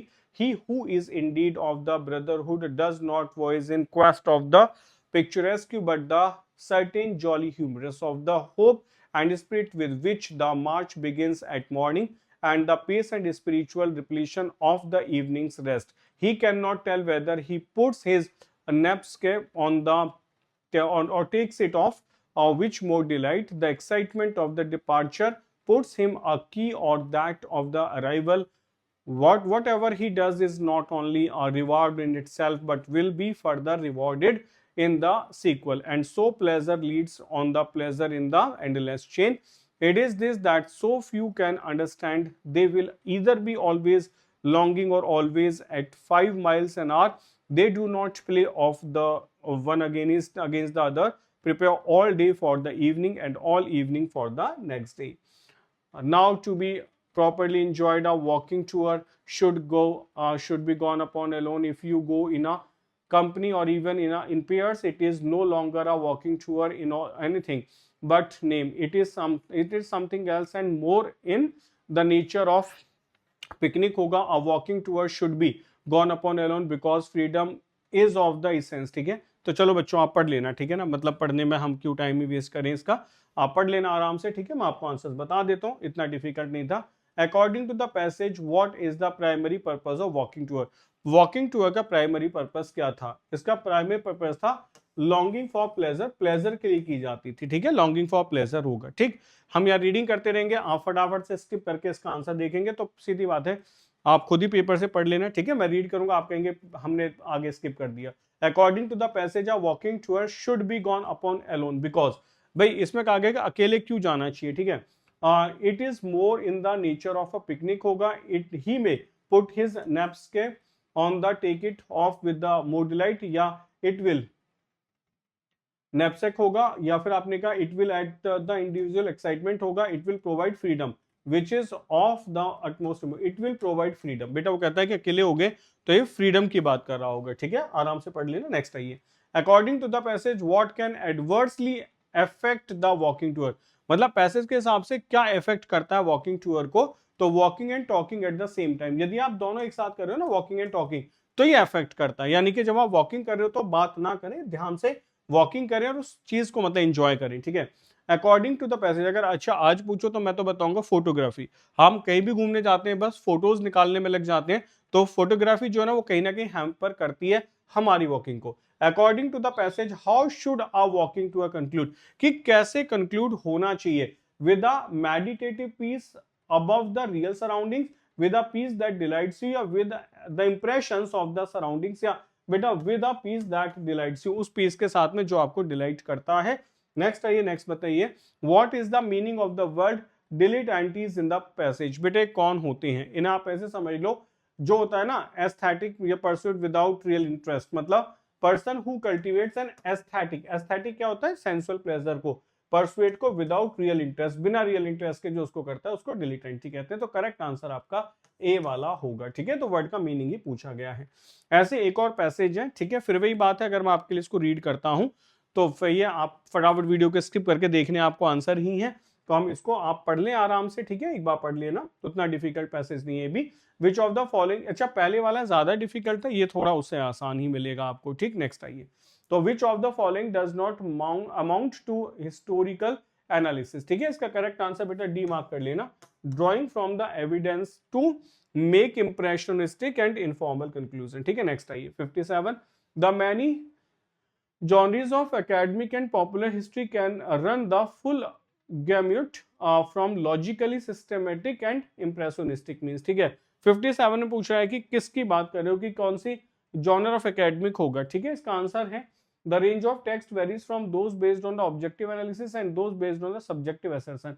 Objective analysis या subjective assertion पे बात करती है, historical analysis की बात नहीं कर रहा है. हिस्टोरिकल एनालिसिस नहीं, करेक्ट आंसर बेटा ये वाला होगा, इसका मार्क कर दो, ठीक है. नेक्स्ट आइए. पैसेज को पढ़ना आपको समझ आ जाएगा. What according to the author makes historians come to conflicting conclusion, मतलब क्या ऐसा है जो कन्फ्लिक्टिंग कंक्लूजन क्रिएट कर देता है, ठीक है. देखिए इसमें 4 ऑप्शंस आपको दिए गए. पहला है they are influenced by their philosophical beliefs and asking questions on the same data. They apply differences interpretations on the same data. They go for a primary data and evidence. They are influenced by the current political developments. Okay, इसमें 2 चीजें सही है बेटा. First वाला जो correct है, select the correct answers by using the code given below. 1 and 2 only. A इसका correct answer होगा, ठीक है, के इसका करेक्ट आंसर होगा. नेक्स्ट आइए. नेक्स्ट है which word या words from the passage can be substituted for the assertion that all events and human actions are ultimately shaped by causes external to the evil. impressionistic होगा, idealistic approach of the history होगा, या deterministic relations होगा, या dialectics होगा. तो correct answer बेटा इसका B वाला, सॉरी ए वाला आपका बन जाएगा, impressionistic होगा, ठीक है, impressionistic होगा. नेक्स्ट आइए, नेक्स्ट बात करते हैं. नेक्स्ट बात करते हैं, which one of the following relates to the post modernistic approach of history? Post modernistic approach builds on positive way, post modern approach emphasis interaction among aspects of the this one. 60 का B correct answer होगा। ठीक है, चलिए आगे बढ़ते हैं। जो समझाने वाली चीज है वो मैं आपको समझाता रहूंगा। अब यहां से बात करते हैं।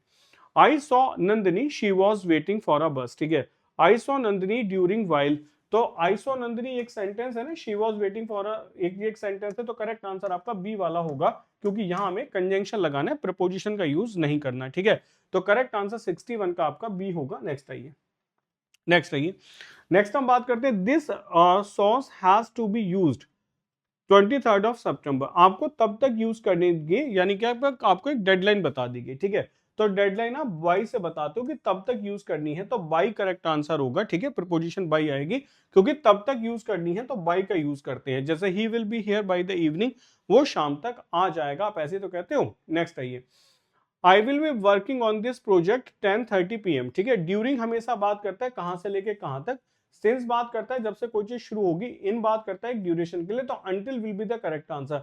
मैं 10 बजे तक काम करूंगा, अंटिल होगा, प्रपोजिशन का यूज होगा, करेक्ट आंसर आपका सी वाला बन जाता है। नेक्स्ट आइए, I have energy left to complete the work. I have energy left, अभी जो एनर्जी है ये अनकाउंटेबल नाउन है, तो फ्यू नहीं आ सकता, मैनी नहीं आ सकता, और I have little energy, little का मतलब है ना की बराबर, लिटिल का मतलब है ना की बराबर, अब एनर्जी नहीं बची है। ठीक है, नेक्स्ट आइए, नेक्स्ट है, I had trouble finding the house. I had, देखो पॉजिटिव सेंटेंस है तो एनी नहीं आएगा, सम आ सकता है, फ्यू और ऑल तब आएंगे जब आपका क्या आंसर हो, जब यहां आप प्लूरल की बात करते। ठीक है, तो I had some trouble finding the house will be the correct answer. Next आइए, नेक्स्ट है, of these officers are very well trained. तो देखो यहां पे क्या है समझना, इसमें आ सकता है वन ऑफ दीज ऑफिसर्स, बच्चे ये कह सकते हैं वन हो सकता है, लेकिन देखो आर क्या है, वर्ब है, वर्ब कैसी लिखी है, प्लूरल लिखी है, तो यहां ऐसा वर्ड यूज करो जिसका प्लूरल आ जाए। मच हमेशा अनकाउंटेबल नाउन है, नॉट नहीं होगा, मोस्ट होगा, तो 66 का करेक्ट आंसर सी वाला बन जाता है। ठीक है, सी वाला आंसर होगा। नेक्स्ट है, नेक्स्ट बात करते हैं, I do not like going to dentist. ठीक है, I do not like going to dentist, singular countable noun है, दीज नहीं आएगा, एन हो नहीं सकता है, नो आर्टिकल होगा नहीं, क्योंकि सिंगुलर काउंटेबल नाउन है, तो करेक्ट आंसर द होगा। तो I don't like going to the dentist will be the correct answer out of these options. They placed the African elephant their endangered list. ठीक है, इन आता है बेटा जब कुछ चीज एनक्लोज्ड स्पेस में यूज होती है, एट होगा नहीं, अबाउट नहीं होगा, on will be the correct answer. जब कोई चीज लिस्ट में होती है तो ऑन का यूज करते हैं, तो करेक्ट आंसर आपका डी वाला बन जाएगा, 68 का करेक्ट आंसर डी होगा। नेक्स्ट आइए, ट्रैवल इंडस्ट्री चेंजिंग रैपिडली। ठीक है, अब ये ट्रैवल इंडस्ट्री के साथ में एन तो बिल्कुल आ ही नहीं सकता, ये नहीं है, द ट्रैवल इंडस्ट्री होगा, क्योंकि मैं बात कर रहा हूं इंडस्ट्री की, कौन सी, ट्रैवल, तो जब फिक्स्ड इंडस्ट्री है तो करेक्ट आंसर आपका आर्टिकल द लगेगा, the travel industry will be the correct answer. ठीक है, नेक्स्ट आइए, नेक्स्ट क्वेश्चन, चलिए शुरू करते हैं क्वेश्चन नंबर 71 से।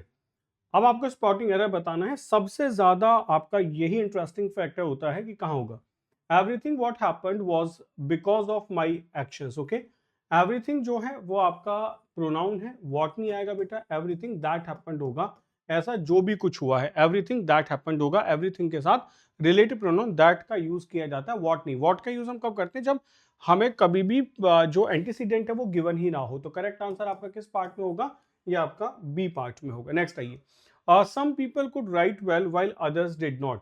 अब हम सबको पता है कि some people could write well while others didn't नहीं होगा, कुडंट होगा, क्योंकि जो क्वेश्चन टैग है वो क्वेश्चन टैग हमेशा हेल्पिंग वर्ब की मदद से बनाया जाता है, तो कुछ लिख सकते हैं कुछ नहीं लिख सकते, couldn't will be the correct answer. Next आइए, the police are working hard until they are able to arrest the culprits. ठीक है, जब तक वो नहीं पकड़ लेंगे तब तक तो मेहनत करेंगे ना, तो करेंगे, तो आर वर्किंग नहीं होगा, करेक्ट आंसर होगा विल बी वर्किंग या विल वर्क। ओके, तो the police will be working hard, तो करेक्ट आंसर किस पार्ट में होगा, ए पार्ट में आपका आंसर होगा।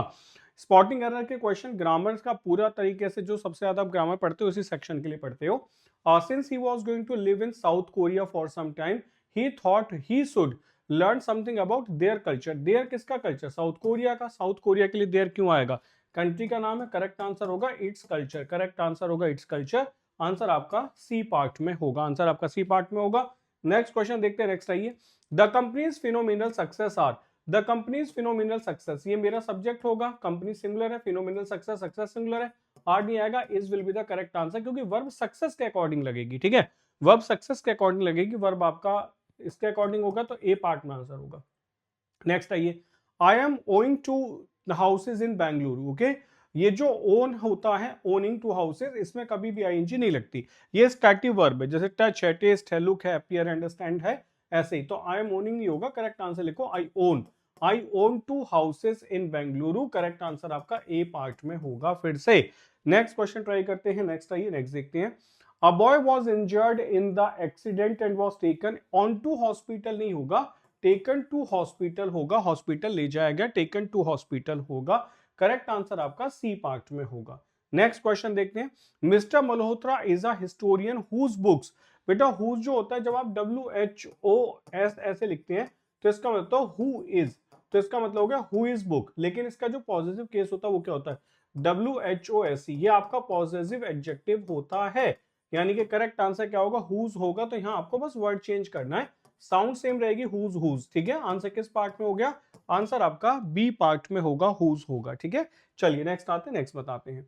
नेक्स्ट है, I hate it when I break in hives, okay, तो आई हेट इट, बेटा मैं इसको हेट करता हूं, व्हेन आई ब्रेक इन होगा नहीं, तो ब्रेक आउट इन हाइव्स होगा, ब्रेक आउट इन हाइव्स का होता है जिसमें टूट पड़ा, तो करेक्ट आंसर आपका सी वाला होगा, करेक्ट आंसर आपका सी वाला होगा, ठीक है। नेक्स्ट आइए, नेक्स्ट क्वेश्चन है, इधर विकास और हिज फ्रेंड, जब इधर और से दो नाउन प्रोनाउन जोड़े जाते हैं तो वर्ब हमेशा नियरेस्ट वन के अकॉर्डिंग आती है, नियरेस्ट वन कैसा है, प्लूरल है, तो वर्ब कैसी होगी, प्लूरल होगी, इज नहीं आएगा, or will be the correct answer, तो इसका करेक्ट आंसर आपका सी पार्ट में होगा, ठीक है। सीधा सीधा सब्जेक्ट वर्ब एग्रीमेंट का क्वेश्चन दिया गया, सिंटेक्स में आपको एज इट इज ये पढ़ाया जाता है। नेक्स्ट आइए, नेक्स्ट बात करते हैं, कुछ आपसे वर्ड्स पूछे गए, आपको उसका नियरेस्ट मीनिंग बताना है। The village headman was old and cantankerous, बूढ़ा है और कैंटेनक्रियस है। अभी सेंटेंस से मुझे नहीं पता चल रहा है कि बूढ़ा है, अच्छा है, बूढ़ा है, बुरा है, कुछ नहीं समझ आ रहा है, ठीक है। कैंटेनक्रियस का मतलब होता है परेशान, ठीक है, मतलब जो थोड़ा सा नाराज रहता हो, इल टेम्पर्ड होता हो, आंसर दिया गया सीधे सीधे इल टेम्पर्ड होगा, तो करेक्ट आंसर आपका 81 का बी वाला बन जाता है, इल टेम्पर्ड होगा, ठीक है। नेक्स्ट आइए, नेक्स्ट हम बात करते हैं, नेक्स्ट है, psychological problems among the youth can be attributed to the pernicious influence of the internet, ठीक है। पर्निशियस इंटरनेट कैसा होता है, पर्निशियस का मतलब होता है हार्मफुल, इसका मतलब ही क्या होता है बेटा, हार्मफुल ही होता है ना, ठीक है, तो हार्मफुल एज इट इज दे रखा है। इनोक्यूअस का मतलब होता है हार्मलेस, पॉजिटिव या ट्रिकी नहीं होगा, करेक्ट आंसर 82 का आपका ए वाला बन जाता है, ठीक। नेक्स्ट आइए, नेक्स्ट क्वेश्चन ट्राई करते हैं, नेक्स्ट है, our teacher told us not to be verbose while writing, verbose का मतलब हो जाता है बढ़ा चढ़ा के बात करना, ठीक है। इसमें क्वेश्चन में बच्चे जरूर कंफ्यूज हुए होंगे, कुछ ने एग्जैजरेट मार्क कर दिया होगा, ठीक है। एग्जैजरेट का मतलब क्या होता है, एग्जैजरेट वर्ब होती है, ठीक है, एग्जैजरेट वर्ब होती है और वर्बोज होता है आपका एडजेक्टिव, तो आप यहाँ एग्जैजरेट नहीं लगा सकते, आप यहाँ एग्जैजरेटेड लगा सकते हो, ठीक है। अगर ईडी दिया होता तो ये आंसर होता, ऐसे केसेस में मैं इनफॉर्मल मार्क करूंगा, सी करेक्ट आंसर होगा, ठीक है।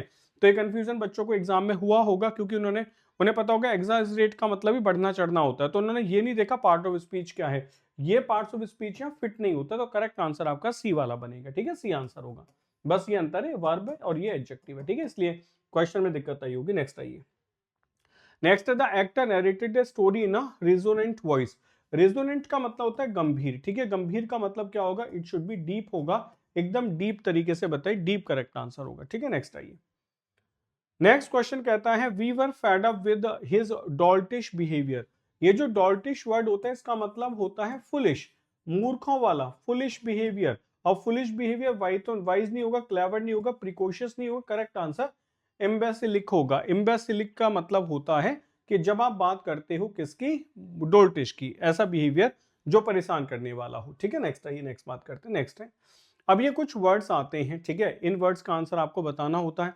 अब जैसे एनाक्रिज्म है, अनार्किज्म है, ठीक है, अनार्की, अनार्की, अनार्की का मतलब होता है अराजकतावादी, ठीक है, अराजकतावादी जो ये कहता हो कि मैं किसी लॉ एंड ऑर्डर में विश्वास नहीं करता, उसको अनार्की कहते हैं। तो पहला दिया गया, एब्सेंस ऑफ गवर्नमेंट एंड और अथॉरिटी, या केओस और disorder in the absence of government, ठीक है, तो दोनों बातें बिल्कुल सही है, तो ओनली वन नहीं होगा, ओनली टू नहीं, both A and B will be the correct answer. Anarchy का मतलब होता है भाई, ए माने विदाउट हो जाता है, आर की मतलब साम्राज्य, जब साम्राज्य की कमी हो उसको हम कहते हैं अनार्की, कि यहां साम्राज्य की पूरी तरीके से कमी है, उसी को हम क्या कहते हैं, उसी को हम कहते हैं अनार्की। तो करेक्ट आंसर आपका सी वाला बनेगा। ठीक है, चलिए आगे बढ़ते हैं, नेक्स्ट आइए। तो करेक्ट आंसर आपका सी वाला होगा, मार्क कर लो। नेक्स्ट आ जाओ, फटाफट आंसर देते रहो, नेक्स्ट क्वेश्चन बताइए। नेक्स्ट आता है आपका प्रिसाइन। प्रिसाइन का मतलब होता है बहुत बढ़िया, कोई चीज बहुत अच्छी फॉर्म में है। तो in an the original condition हो सकता है इन द डिफाइल्ड, डिफाइल्ड बुरा होता है, तो करेक्ट आंसर आपका ए वाला बनेगा, ओनली वन। ठीक है, तो दो में से एक ही आंसर बनेगा। नेक्स्ट आइए, नेक्स्ट बात करते हैं। नेक्स्ट देखिए, इनॉर्मिटी होता है बहुत बड़ा, the fact of something being serious and grave, ये होता है इनॉर्मस है। ठीक है, या एबोमिनेबल क्राइम और सिन। एबोमिनेबल मतलब होता है हेटफुल, एबोमिनेबल का मतलब होता है हेटफुल, तो करेक्ट आंसर क्या होगा, बोथ ए एंड बी दोनों होगा। इनॉर्मिटी बहुत ज्यादा है, क्राइम के लिए भी हो सकता है, और फैक्ट समथिंग बीइंग सीरियस और ग्रेव होगा, तो दोनों आंसर बन जाते हैं। ठीक है, नेक्स्ट आइए। नेक्स्ट क्वेश्चन नंबर 89 क्या कहता है, क्यूटोडियन। बेटा क्यूटोडियन क्या होता है, एवरीडे एक्टिविटी। एवरीडे जो एक्टिविटी होती है उसके लिए हम इसका यूज करते हैं। ठीक है, या फिर आप डेली एक्टिविटी की बात करें। कोट इनएक्यूरेटली नहीं होगा, समथिंग फॉन्ट ऑफ कोटिंग नहीं होगा, तो करेक्ट आंसर क्या होगा, नीदर ए और बी, यानी कि 1 एंड 2 में से कोई भी आंसर नहीं है। ठीक है, कोई आंसर नहीं है। नेक्स्ट आइए, नेक्स्ट क्वेश्चन है इमोलेट। इमोलेट हमने सुना है ना, किसी को जल मतलब सेक्रीफाइस कर देना जल के। तो to kill somebody or self by burning हो सकता है, to kill somebody or self or an animal as an act of sacrifice. बेटा यहाँ बस ये नहीं समझ आया कि एक्ट ऑफ सैक्रिफाइस के तो बहुत सारे तरीके होते हैं ना, लेकिन इमोलेट का मतलब होता है बर्निंग, जला देना, तो करेक्ट आंसर इसका ए ही होगा, बाकी कोई नहीं बनेगा। 90 का करेक्ट आंसर ए होगा। ठीक है, क्योंकि सिर्फ इसका मतलब सैक्रिफाइस नहीं होता, सैक्रिफाइस बाई बर्निंग होता है, उसी स्पेशल केस में इमोलेट का यूज किया जाता है। नेक्स्ट आइए, नेक्स्ट देखते हैं।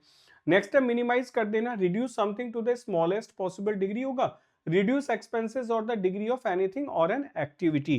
तो इसका मतलब ये दोनों बातें सही है बेटा, कम कर देना, करेक्ट आंसर 91 का सी होगा। ठीक है, दोनों बातें सही है। नेक्स्ट आइए, नेक्स्ट है 92। डाइफी क्या होता है, देखो एक ही होता है ना, DEFY, डिफाई करना होता है कि किसी के लिए सामना कर देना, no one can defy the order of principal. Defy मतलब होता है किसी को ऐसे प्रेज करना जैसे कि वो भगवान हो। ठीक है, Indian women deify their husband, अपने हस्बैंड को भगवान की तरह पूछती हैं। तो to treat someone in the high official with utmost reverence मतलब होता है सम्मान। Worship or treat someone as a god, भगवान की जैसे मान लेना, तो करेक्ट आंसर आपका सी वाला होगा, both A and B is the correct answer. ठीक है, तो 92 का करेक्ट आंसर सी वाला होगा। नेक्स्ट आइए, नेक्स्ट बात करते हैं। नेक्स्ट देखिए, रिकाउंटर मतलब होता है कोई जो स्टोरियां बुन देता है, उसके लिए कहा जाता है। ठीक है, someone who is capable of telling stories in an interesting manner हो सकता है, somebody who believes in only telling told tales। नहीं बेटा, करेक्ट आंसर ए वाला होगा, first is the correct answer. ठीक है, नेक्स्ट आइए, नेक्स्ट बात करते हैं। नेक्स्ट क्वेश्चन है इमैस्कुलेट। अब इमैस्कुलेट का मतलब ही क्या होता है, इमैस्कुलेट का मतलब होता है डेप्राइव्ड ऑफ एनर्जी, विगर, वीकनेस, कमजोरी के लिए यूज करते हैं। तो इमैस्कुलेट का मतलब है कि कमजोरी आ जाना। Making someone strong and powerful, ये तो आंसर नहीं होगा। इंक्रीज वंस मैस्कुलेचर, इसको बढ़ा लेना, ये भी आंसर नहीं है, तो करेक्ट आंसर क्या होगा, नीदर ए एंड बी, यानी कि डी करेक्ट आंसर होगा। वीकेंड के लिए यूज करते हैं ना। पर्टर्बेशन, मेंटल एंजाइटी और डिस्टर्बेंस होगा, ये डिवोशन ऑफ अ सिस्टम और moving object cause by an outside influence होगा। तो पहले बात आती है पर्टर्बेशन का मतलब क्या होता है, इसका मतलब होता है डिस्टर्बेंस ऑफ मोशन, यानी कि हम बात करते हैं कहीं ना कहीं डिस्टर्बेंस की बात करते हैं। ठीक है, तो इसमें मेंटल एंजाइटी डिस्टर्बेंस दे रखा है ना फर्स्ट वाला, तो करेक्ट आंसर क्या होगा बेटा 95 का। पहला दिया गया मेंटल एंजाइटी डिस्टर्बेंस। ठीक है, devotion of a system moving object cause by outside influence, बेटा किसी चीज से हिल जाना, तो करेक्ट आंसर सी होगा, बोथ ए एंड बी। ठीक है, दोनों बनेंगे, दोनों बन जाएंगे। ठीक है, 95 के करेक्ट आंसर सी हो जाएगा, A and B both are correct. ठीक, चलो भी शुरू करते हैं 96 से। इनस्पाइट के बाद हमेशा ऑफ आता है, डिस्पाइट के बाद कभी ऑफ नहीं आता, इसलिए दोनों के दोनों ही गलत होते हैं, करेक्ट आंसर आपका डी वाला होगा। ये तो आप देखते ही कर सकते हैं, ग्रामर का बिल्कुल सिंपल सा क्वेश्चन है। नेक्स्ट आइए, the issues of human rights is immanent. इसका मतलब होता है बेटा जब कोई चीज कोई क्वालिटी होती है ना, कोई क्वालिटी अगर वो क्या होती है, अगर वो स्प्रेड होती है, ठीक है, फैलती है। ठीक है, इसका ये मतलब होता है, ये जो इमिनेंट होता है इसका मतलब होता है about to happen, about to happen, कुछ घटित होने वाला है, बहुत जल्दी कुछ घटित हो जाएगा। ठीक है, अच्छा एक वर्ड होता है EMINENT, एमिनेंट, इसका मतलब होता है फेमस।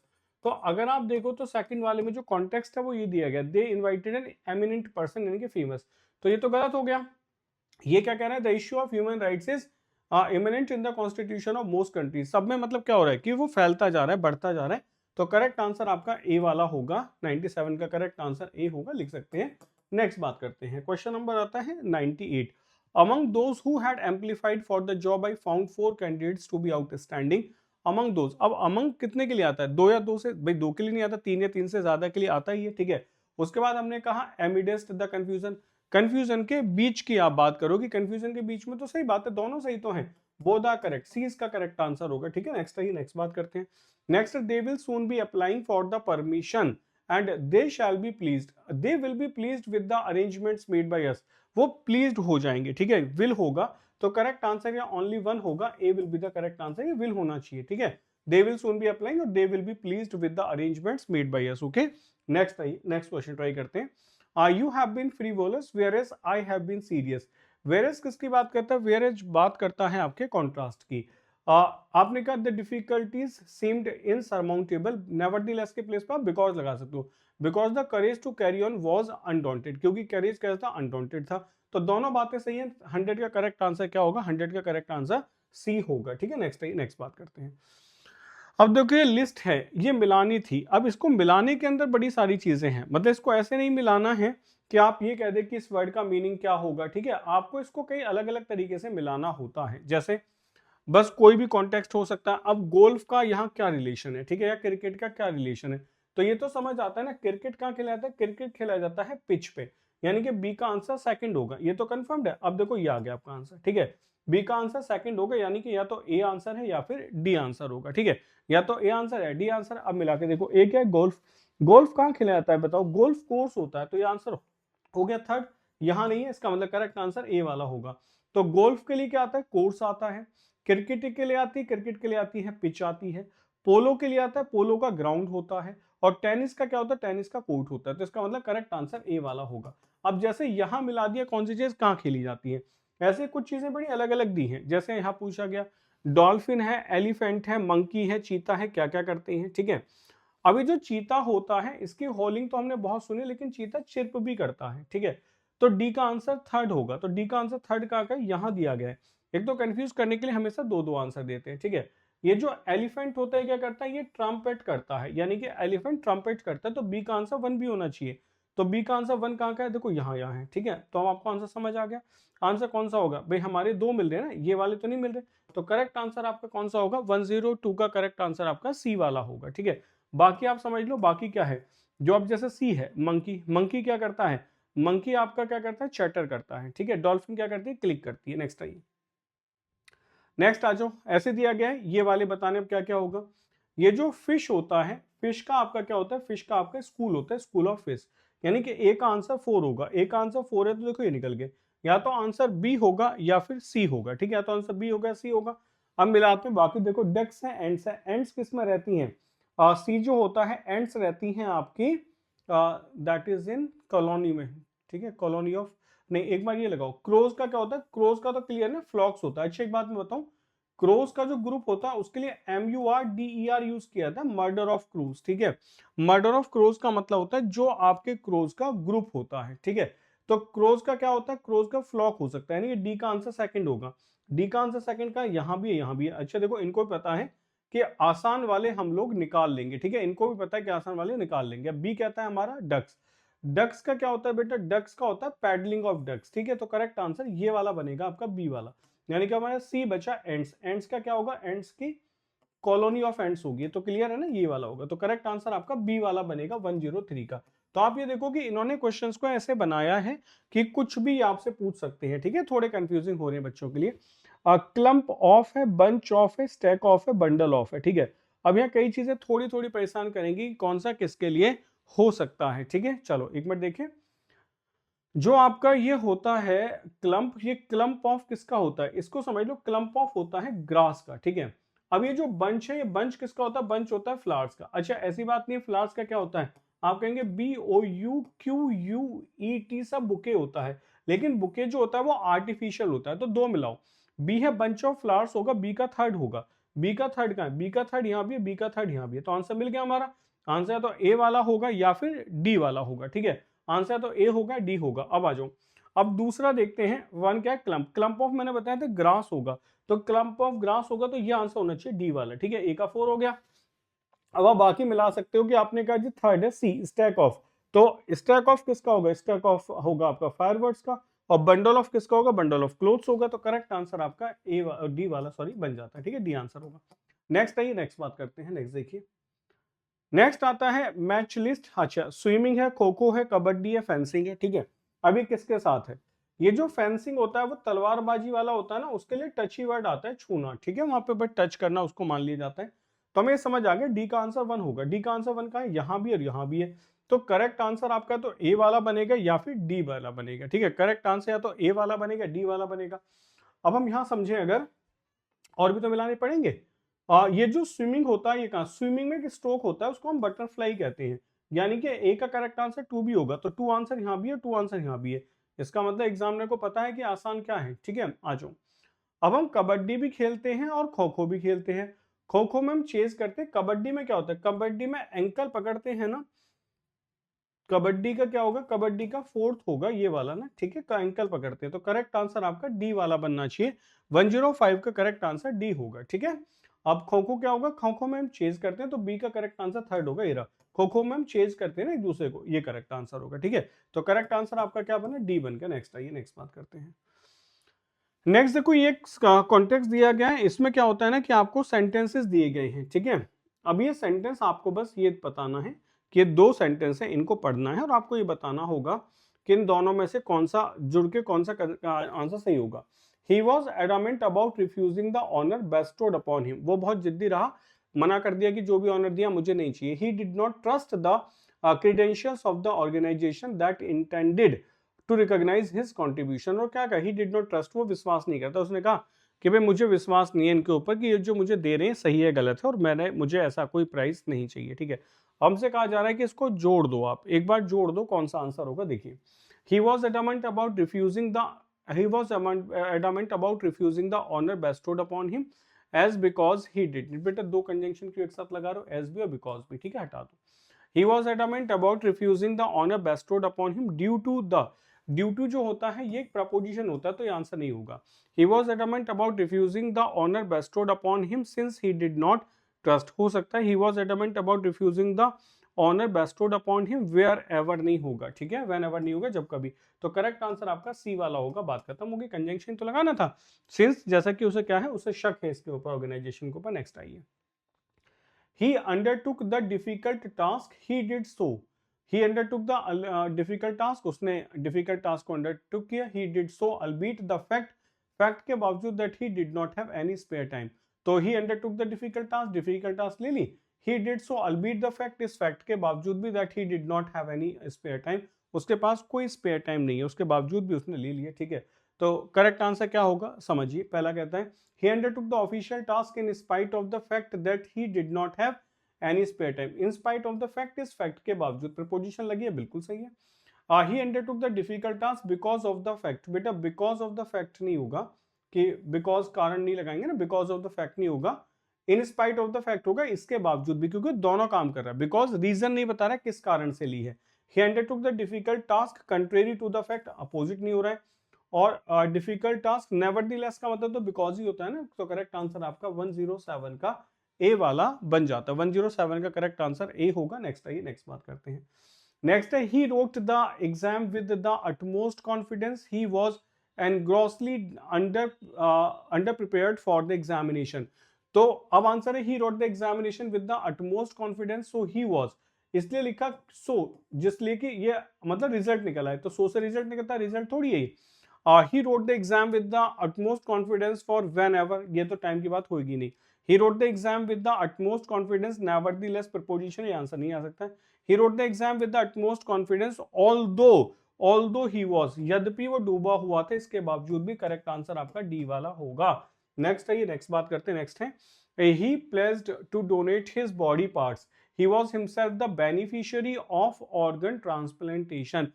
वो ऑर्गन ट्रांसप्लांटेशन का बेनिफिशियरी था, तो वो चाहता है कि डोनेट करे बॉडी पार्ट्स को। तो he place to donate his body parts though he was himself the beneficiary of the organ transplantation, he place to donate the body parts because reason बता रहा है क्यों ऐसा कर रहा है, क्योंकि वो ऐसा था। ऑल्दो यद्यपि नहीं था, बी आंसर हो सकता है। Donate the body parts, if condition है, कंडीशन नहीं बता रहा है बेटा पार्ट्स, बट तो कंट्रास्ट होगा नहीं। करेक्ट आंसर आपका 109 का बी वाला बन जाता है। नेक्स्ट आइए, नेक्स्ट बात करते हैं। He was adamant to undertake the journey to the hills. He had promised to visit his school. मतलब वो adamant था to undertake the journey to the hills. He had promised to visit his school. उसने promise किया था अपने school को visit करने का। ठीक है, आते बात करते हैं। तो he was adamant to undertake the journey to the hills for he had promised. जैसा कि उसने promise किया था, आंसर हो सकता है he was adamant to undertake the journey to the hills. Even नहीं होगा, ठीक है, इसके बावजूद भी he was adamant to undertake the journey to the hills if condition बनाई नहीं, यदि वो ऐसा करता, ठीक है, और journey to the hills forever नहीं होगा, तो करेक्ट आंसर आपका ए वाला यहां बन जाता है। 110 का करेक्ट आंसर ए होगा। ठीक है, चलिए आगे बढ़ते हैं, नेक्स्ट आते हैं। नेक्स्ट देखिए, नेक्स्ट क्वेश्चन आपके सामने है। Similar mishaps are continually happening. Happening का मतलब है कोई चीज होती ही जा रही है, ठीक है, होती जा रही है, तो करेक्ट आंसर अकरिंग होगा। मैनिफेस्ट थोड़ी होगा कि आपने किसी चीज को मैनिफेस्ट कर लिया, तो करेक्ट आंसर आपका क्या होगा? करेक्ट आंसर आपका अकरिंग होगा कि ऐसा हुआ है, इसको आप कह सकते हो। करेक्ट आंसर आपका अकरिंग होगा। ठीक है, करेक्ट आंसर आपका अकरिंग होगा। नेक्स्ट आइए, नेक्स्ट हम बात करते हैं, करेक्ट आंसर लिख लो, बी आंसर होगा इसका। ठीक है, नेक्स्ट आइए, नेक्स्ट बात करते हैं। अब आपको सारे पेपर बेटे यही मिला करेंगे, आपको कहीं जाने की जरूरत नहीं पड़ेगी। ठीक है, आज देखते हैं। The visiting school children circumnavigated around. Circum navigated के बाद अराउंड जो होता है, इसका कॉन्टेक्स्ट कुछ और है, इसका मतलब होता है फोकस करना। तो the visiting school children circumnavigated around the Dal lake with the viable delight. ठीक है, तो इन्होंने इसके चारों घूमे हैं ना, तो सरकम, सरकम का मतलब ही चारों तरफ होता है, तो अराउंड नहीं होगा, सरकम नेविगेटेड होगा कि चारों तरफ घूम के देखा है। तो 112 का करेक्ट आंसर आपका सी वाला बन जाता है। ठीक है, नेक्स्ट आइए। The principal of the school assembled the students and emphasized the importance of discipline in their everyday lives. अब जैसे सेंटेंस इंप्रूवमेंट है, ये अक्सर नहीं पूछे जाते थे, ठीक है, लेकिन अब आने लगे। जब पढ़ाते थे तो बच्चा कहता है कि सर सीडीएस में नहीं आते हैं, लेकिन अब आने लगे तो सीडीएस का पेपर अनप्रेडिक्टेबल है, कुछ भी पूछा जा सकता है। ठीक है, एम्फेसाइज्ड एक ट्रांजिटिव वर्ब होती है, इसके बाद सीधे सीधे इसका ऑब्जेक्ट आ जाता है, तो करेक्ट आंसर नो इंप्रूवमेंट होगा, कुछ भी नहीं करना है। ठीक है, नेक्स्ट आइए। The group was accused of biased participation in the discussion because their entire attention was centered around their own proposal.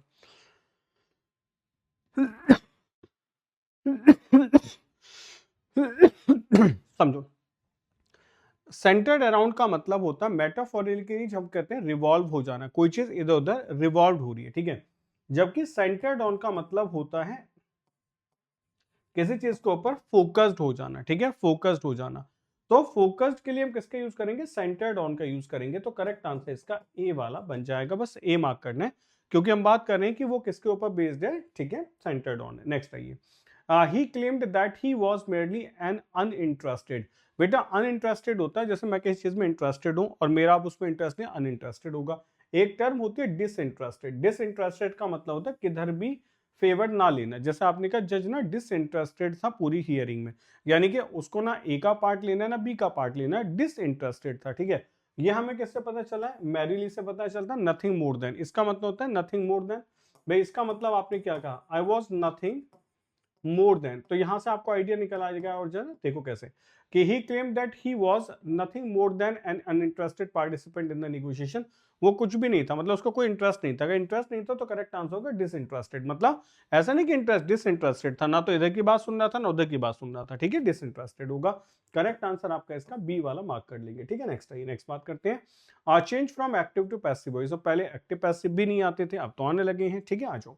तो respect your elders, you should respect, should के देखो पैसिव वॉइस का मतलब होता है बी प्लस वर्ब की third form. बस ये देखते चले जाओ, यहाँ बी प्लस थर्ड फॉर्म नहीं है। एल्डर्स आर रेस्पेक्टेड हो सकता है, रेस्पेक्ट द एल्डर्स नहीं होगा, elders should be respected.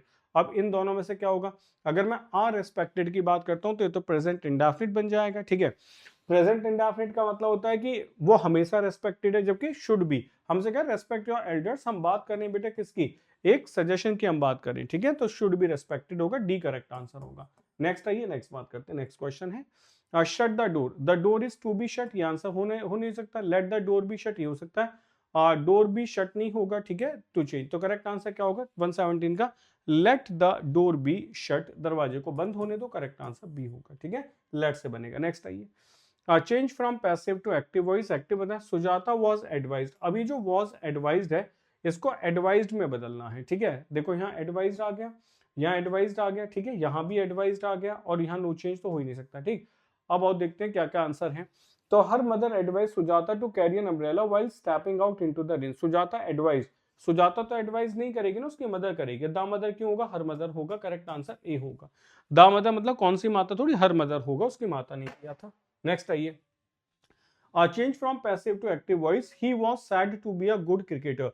He was said to be a good cricketer, was said है ना, तो वॉज सैड को सैड में चेंज करना। They said he is a good cricketer, past के साथ कभी प्रेजेंट नहीं आता है ना, they said he was a good cricketer हो सकता है, he is said good cricketer नहीं होगा, नो चेंज नहीं होगा। तो करेक्ट आंसर आपका कौन सा बना बेटा, बी वाला करेक्ट आंसर होगा, ठीक है, 119 का आंसर बी होगा। एंड लास्ट क्वेश्चन ट्राई करते हैं, his here is being cut. Is being cut है ना, इसका जो एक्टिव वॉइस बनेगा, बड़ी सीधी सी बात है, या तो इज एम आर में से कोई एक वर्ब लगेगी और CUTTING कटिंग लग जाएगा, ठीक है। तो अब देखना शुरू करते हैं, विल भी आ गया, आंसर नहीं होगा, इज कटिंग आ रहा है, ये आंसर हो सकता है, ये आंसर नहीं होगा, करेक्ट आंसर इसका भी क्या होगा, बी वाला होगा, ठीक है। तो भाई जिन बच्चों ने अभी तक चैनल को सब्सक्राइब नहीं किया है, एक तो चैनल को सब्सक्राइब कर लो, hit the bell icon so you will get the notification on time. दूसरी बात मैं आपको बता दूं, अब सीडीएस के प्रीवियस या पेपर्स के लिए आपको इधर उधर जाने की जरूरत नहीं है। अक्सर बच्चों को बड़ी परेशानी रहती है कि कहीं किसी का आंसर है, कहीं किसी का आंसर है। मैं आपको एक बड़ी रिलायबल सोर्स दे रहा हूँ, सारे आंसर्स को मैंने बहुत गहनता के साथ देखा है, हर क्वेश्चन के आंसर को पूरी तरीके से एक्सप्लेन किया है, ठीक है।